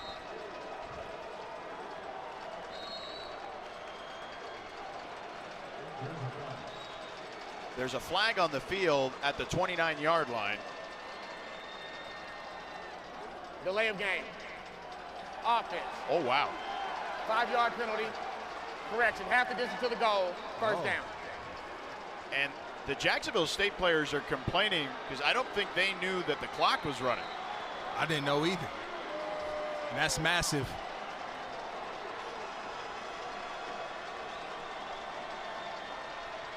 They hand it off to Cook. A huge hole. Picks up the first down and then some. Taken down at the 22-yard line by Jericho Washington. A 20-yard gain. Right on cue. Give it to Cam Cook. He's the chef. He knows the recipe. You saw the sign earlier, let Cam cook. Well, there he is. The leading rusher in FBS. 38 runs for 10 yards or more. Those are considered explosive plays. Cook again. This time caught up in a sea of humanity near the line of scrimmage. Yeah, right now, George, KSU is laying out. They had no safety in the back end, nobody in the middle of the field. Everybody is sitting at the box right now. 9 guys were in the box. And here it is again. If you look on the screen, there's nobody behind this second level. They're fully committed to stopping this run right now. Oh, and a bad snap. Creel comes up with it. And he's down at the 15-yard line. Brokowski, the center, with a bad snap. Luckily for them, Creel able to come up with it. That could have been disastrous. And one of the few errors that they've made offensively tonight, just coming at the wrong time. 3rd and 17.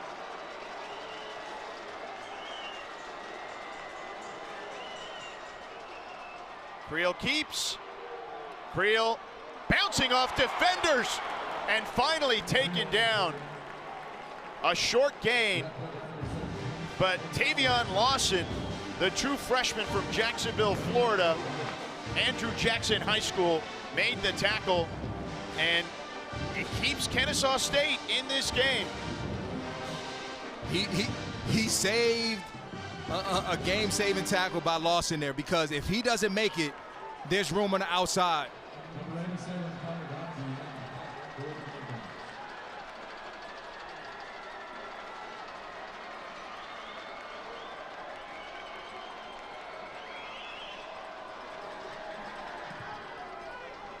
And they boot this one. Benyard to receive it, makes a man miss. Darting towards the sideline and out of bounds in Gamecock territory. A 43-yard punt, 11-yard return. Trevor Woods ran him out of bounds. The first time they decided to kick it to Benyard, he makes him pay. Earlier in the game, Caleb Alford, Rod, was taken out on a stretcher after a collision with Harrison Hamsley. And he has been taken to UAB Birmingham Medical Center. And of course, we wish him the best. Starting cornerback for the Owls. The Owls take over on offense here. Dexter Williams in at quarterback. The second string quarterback sails one, almost intercepted, intended for Davis Bryson, and Trevor Woods got some hands on it. Trevor Woods had the ball right in his sight, getting just in that zone coverage, and he was open for some time. Dexter Williams didn't let it go early enough, and then he found himself with a crowded group of Gamecocks, which allowed him to throw it higher than he needed.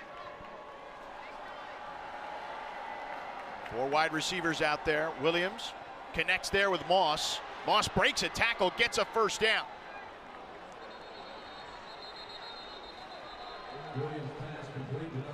A missed tackle by Walker Osteen. 2 timeouts for Kennesaw State. They're driving here. Williams with time towards the sideline. It's complete to Kopic near the 25-yard line, enough for the first down. And they found something with that nice scissors concept, just a late rub between Binyard and Kopic, and allowed him to get that space on the outside part of the field. But if I'm Dexter Williams right now, I'm looking at Binyard and Kopic opposite of Fagans, because he's the best cornerback that they have, and he's showing up all game. I'm going to go in a different direction. Dexter Williams 6 of 9 since he's entered the game. Checks it down to Belcher with a full head of steam. Belcher breaking a tackle and out of bounds inside the 15 to the 13-yard line. A 12-yard gain and another first down. And they stopped the clock, George. Time is very valuable right now, in other essence. They did not. It looks like they marked him out inbounds, so the clock's still ticking. Williams, he's going to run for it. He's got to get out of bounds, and he does. And now the clock stops at 3:42.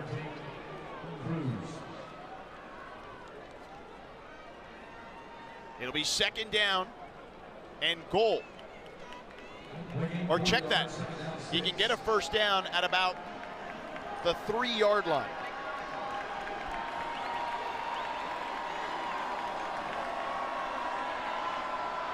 Williams keeps. Williams gets in the end zone for a touchdown.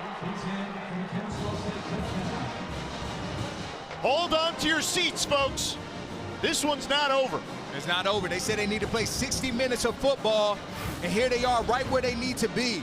They've been running this jet sweep all game with Kopic, handing it off to him. This time they decided to let Dexter Williams run it in, draw everybody to Kopic, and let Dexter Williams, the quarterback that they've called on to bring them back, he's doing that right now.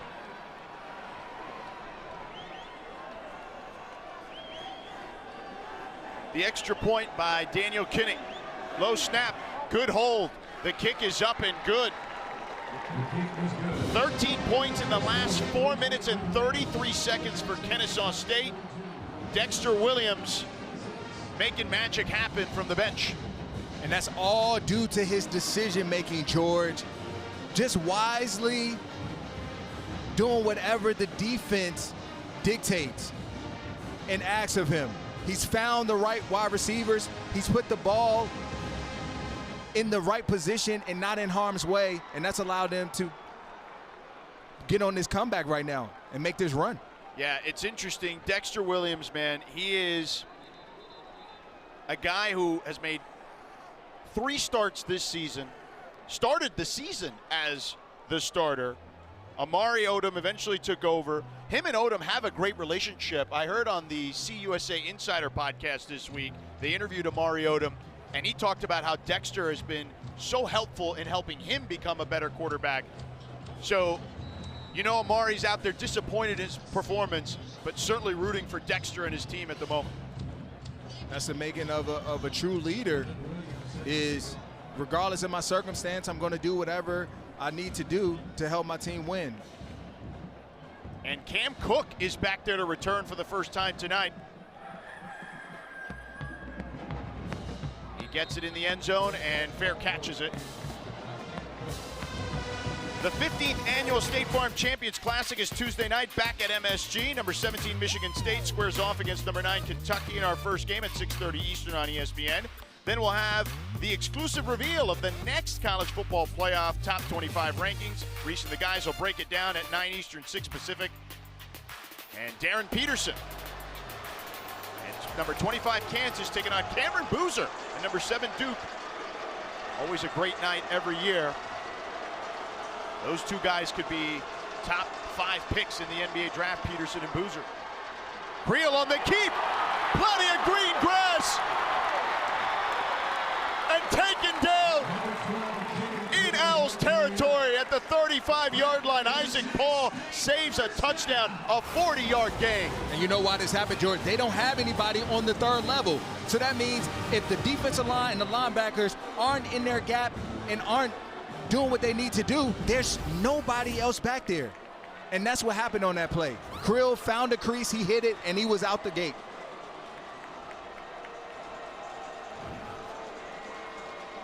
Creel has 127 yards on the ground tonight from the quarterback position. Cook trying to break free, but taken down after a 3-yard gain. Isaac Paul and Barron Hobson brought him down 2nd and 7. And this is a big moment here in this game as well for Jacksonville State, trying to seal the deal with a 6-point lead. It's the biggest moment right now because it does just that, George.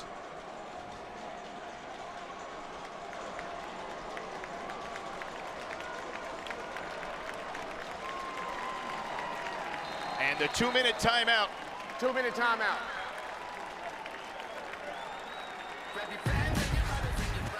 There's Creel, a big run to put his team in position to close this thing out.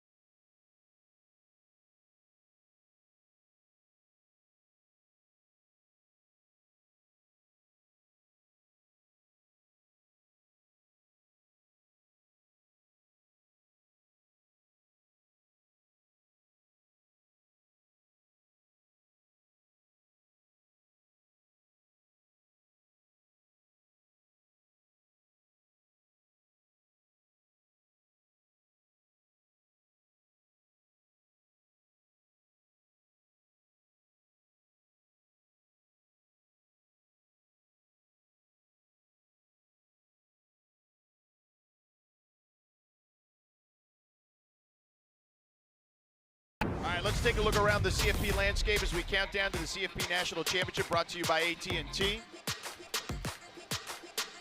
These are three teams that were looking for an at-large bid. Texas lost today to Georgia. Miami with a big win. They pummeled NC State. So Vandy could slide in because of the Texas loss. We'll see how it all squares up on Tuesday with Reese and the crew. Jacksonville State, they give it to Cook. Cook with a huge hole and picks up the first down as he gets into the red zone. Down to the 18-yard line. A 14-yard gain. Just really good job by this offensive line. It doesn't matter how many people are in the box right now. They're over there pushing, straining, and just doing a really good job creating lanes for Cook. And you see both guys, as there's a timeout on the field, as you see both guys, Creel and Cook, have gone over 100 yards. Third time this season, Rod, they've done that. They're a force to be reckoned with. You know, they put you in a tough position as a defense, and who do you choose to stop? You know, you lay out for Cook and Creel beats you. You go after Creel and now Cook, the leading rusher in the nation, he hurts you. And of course, the running game has picked up between those two since Reggie Jackson, their starting right tackle, came back into the game. He missed the first half due to a targeting last week. Absolutely. So just under 2 minutes to go here. Kennesaw State with one timeout. Cook again pushing the pile forward. Picks up 4. His 2nd and 6 upcoming. This all started with the long Creel run, though, George. Now, I didn't like the decision at KSU to, again, not have that third level presence. They only had 2 levels of the defense, and if any person or body is out of position, you're now vulnerable, and that's what happened on that play. Kennesaw State calls another timeout their last. Here are the championship scenarios here. So for Kennesaw State to get into the championship game, they need to win 2 out of their last 3. And then Jacksonville State win 2 out of their last 3 with 1 win either tonight against Kennesaw State or having Western Kentucky lose out. So Jacksonville State should vault to the top of this list with a win tonight, and putting themselves in the pole position to make the championship game. Kennesaw State and Western Kentucky still fighting and vying for that 2nd spot in the Conference USA Championship game. Cook pushes forward. Short gain there. Winner of this game is in control of their destiny. And no timeouts again for Kennesaw State. A field goal will seal this.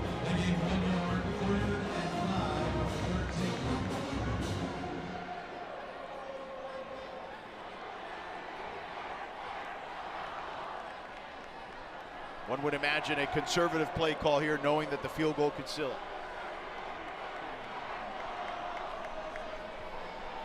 Kennesaw State showing blitz. Cook darts forward, gets down to the 10. He'll be short of the marker by a couple of yards. Clock is ticking.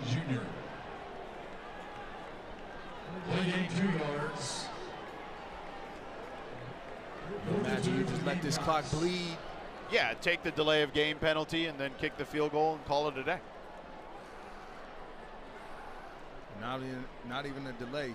Use the timeout. Well, you have timeouts too. 3 timeouts. You do 1, yeah. I mean, I guess it all depends on where you want your kicker to kick it from. Yeah. If he feels comfortable from a certain area or whatnot, or he thinks it's better for him to be a few yards back.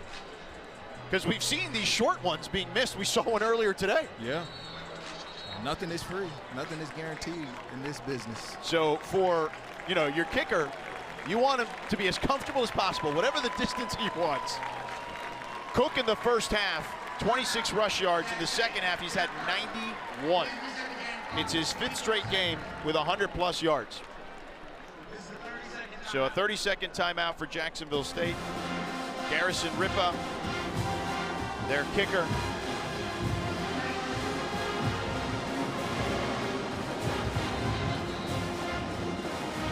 Was good from 32 earlier today.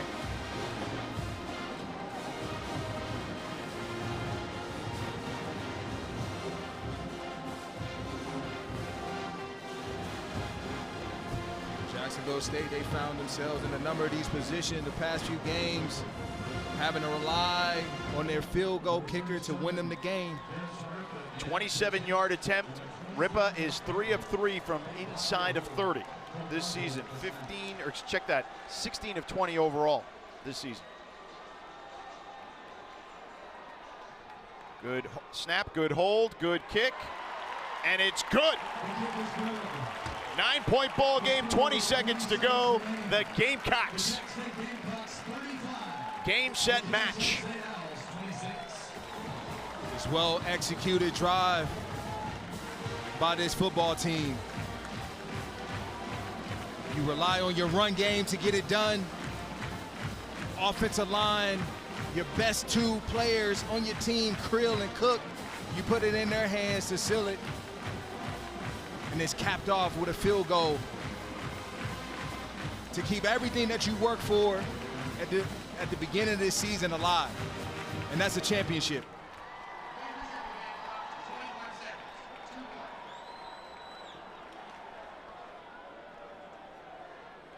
Charles Kelly, got to be happy with his crew.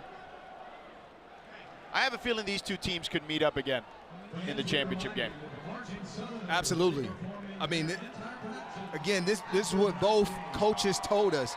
They said it's going to take 60 minutes. You don't know, how things are going to necessarily play out, but what we know is we're going to have to bring our best for the entirety of the football game. And despite what's happened in that first half, KSU came crawling back, and they made it interesting. But the good teams, Jacksonville State, they close the door when they have to. They are certainly that. They're the defending Conference USA champs for a reason. And Jerry Mack told us, you got to dethrone the champs. And tonight, they did not execute well enough to dethrone the champs. Yes. And that is the making of, this championship pedigree that already existed at this program, but even more with Charles Kelly, who owns 2 national championships himself. He knows what it takes to win football games and win them at the highest level. Williams throws it up, and Moss drops it. That kind of signifies what we've seen tonight. There's so many errors by this Kennesaw State team that, George, we didn't see when we saw them versus Louisiana Tech, and that's what allowed them to have so much success, is because they didn't do those things to hurt themselves. First down there to Bryson. Davis Bryson. First down. Clock runs again after the first down. Reset the chains. Williams flushed out, directing traffic. Throws it up. And Caleb Nix, another interception. He kneels it, but who else? Caleb Nix. Man, what a nose for the ball that guy has. Really turned into a playmaker for this team. And a perfect way to seal this game is in the hands of Caleb Nix, who finds the ball a lot. Jacksonville State, their 10th straight home win, longest active streak in Conference USA, 6th lowest in the nation. Again, Jacksonville State had 5 interceptions coming in tonight, coming into this one, and then 4 total this evening alone. What an impressive display by Jacksonville State. They get the victory. As we wrap things up here in Jacksonville, the Gamecocks win 35-26, and now 1 win away from playing in the Conference USA Championship game. For my partner Rodney McLeod, Victoria Arlen, and our entire production crew, I'm George Sedano. saying so long from Alabama.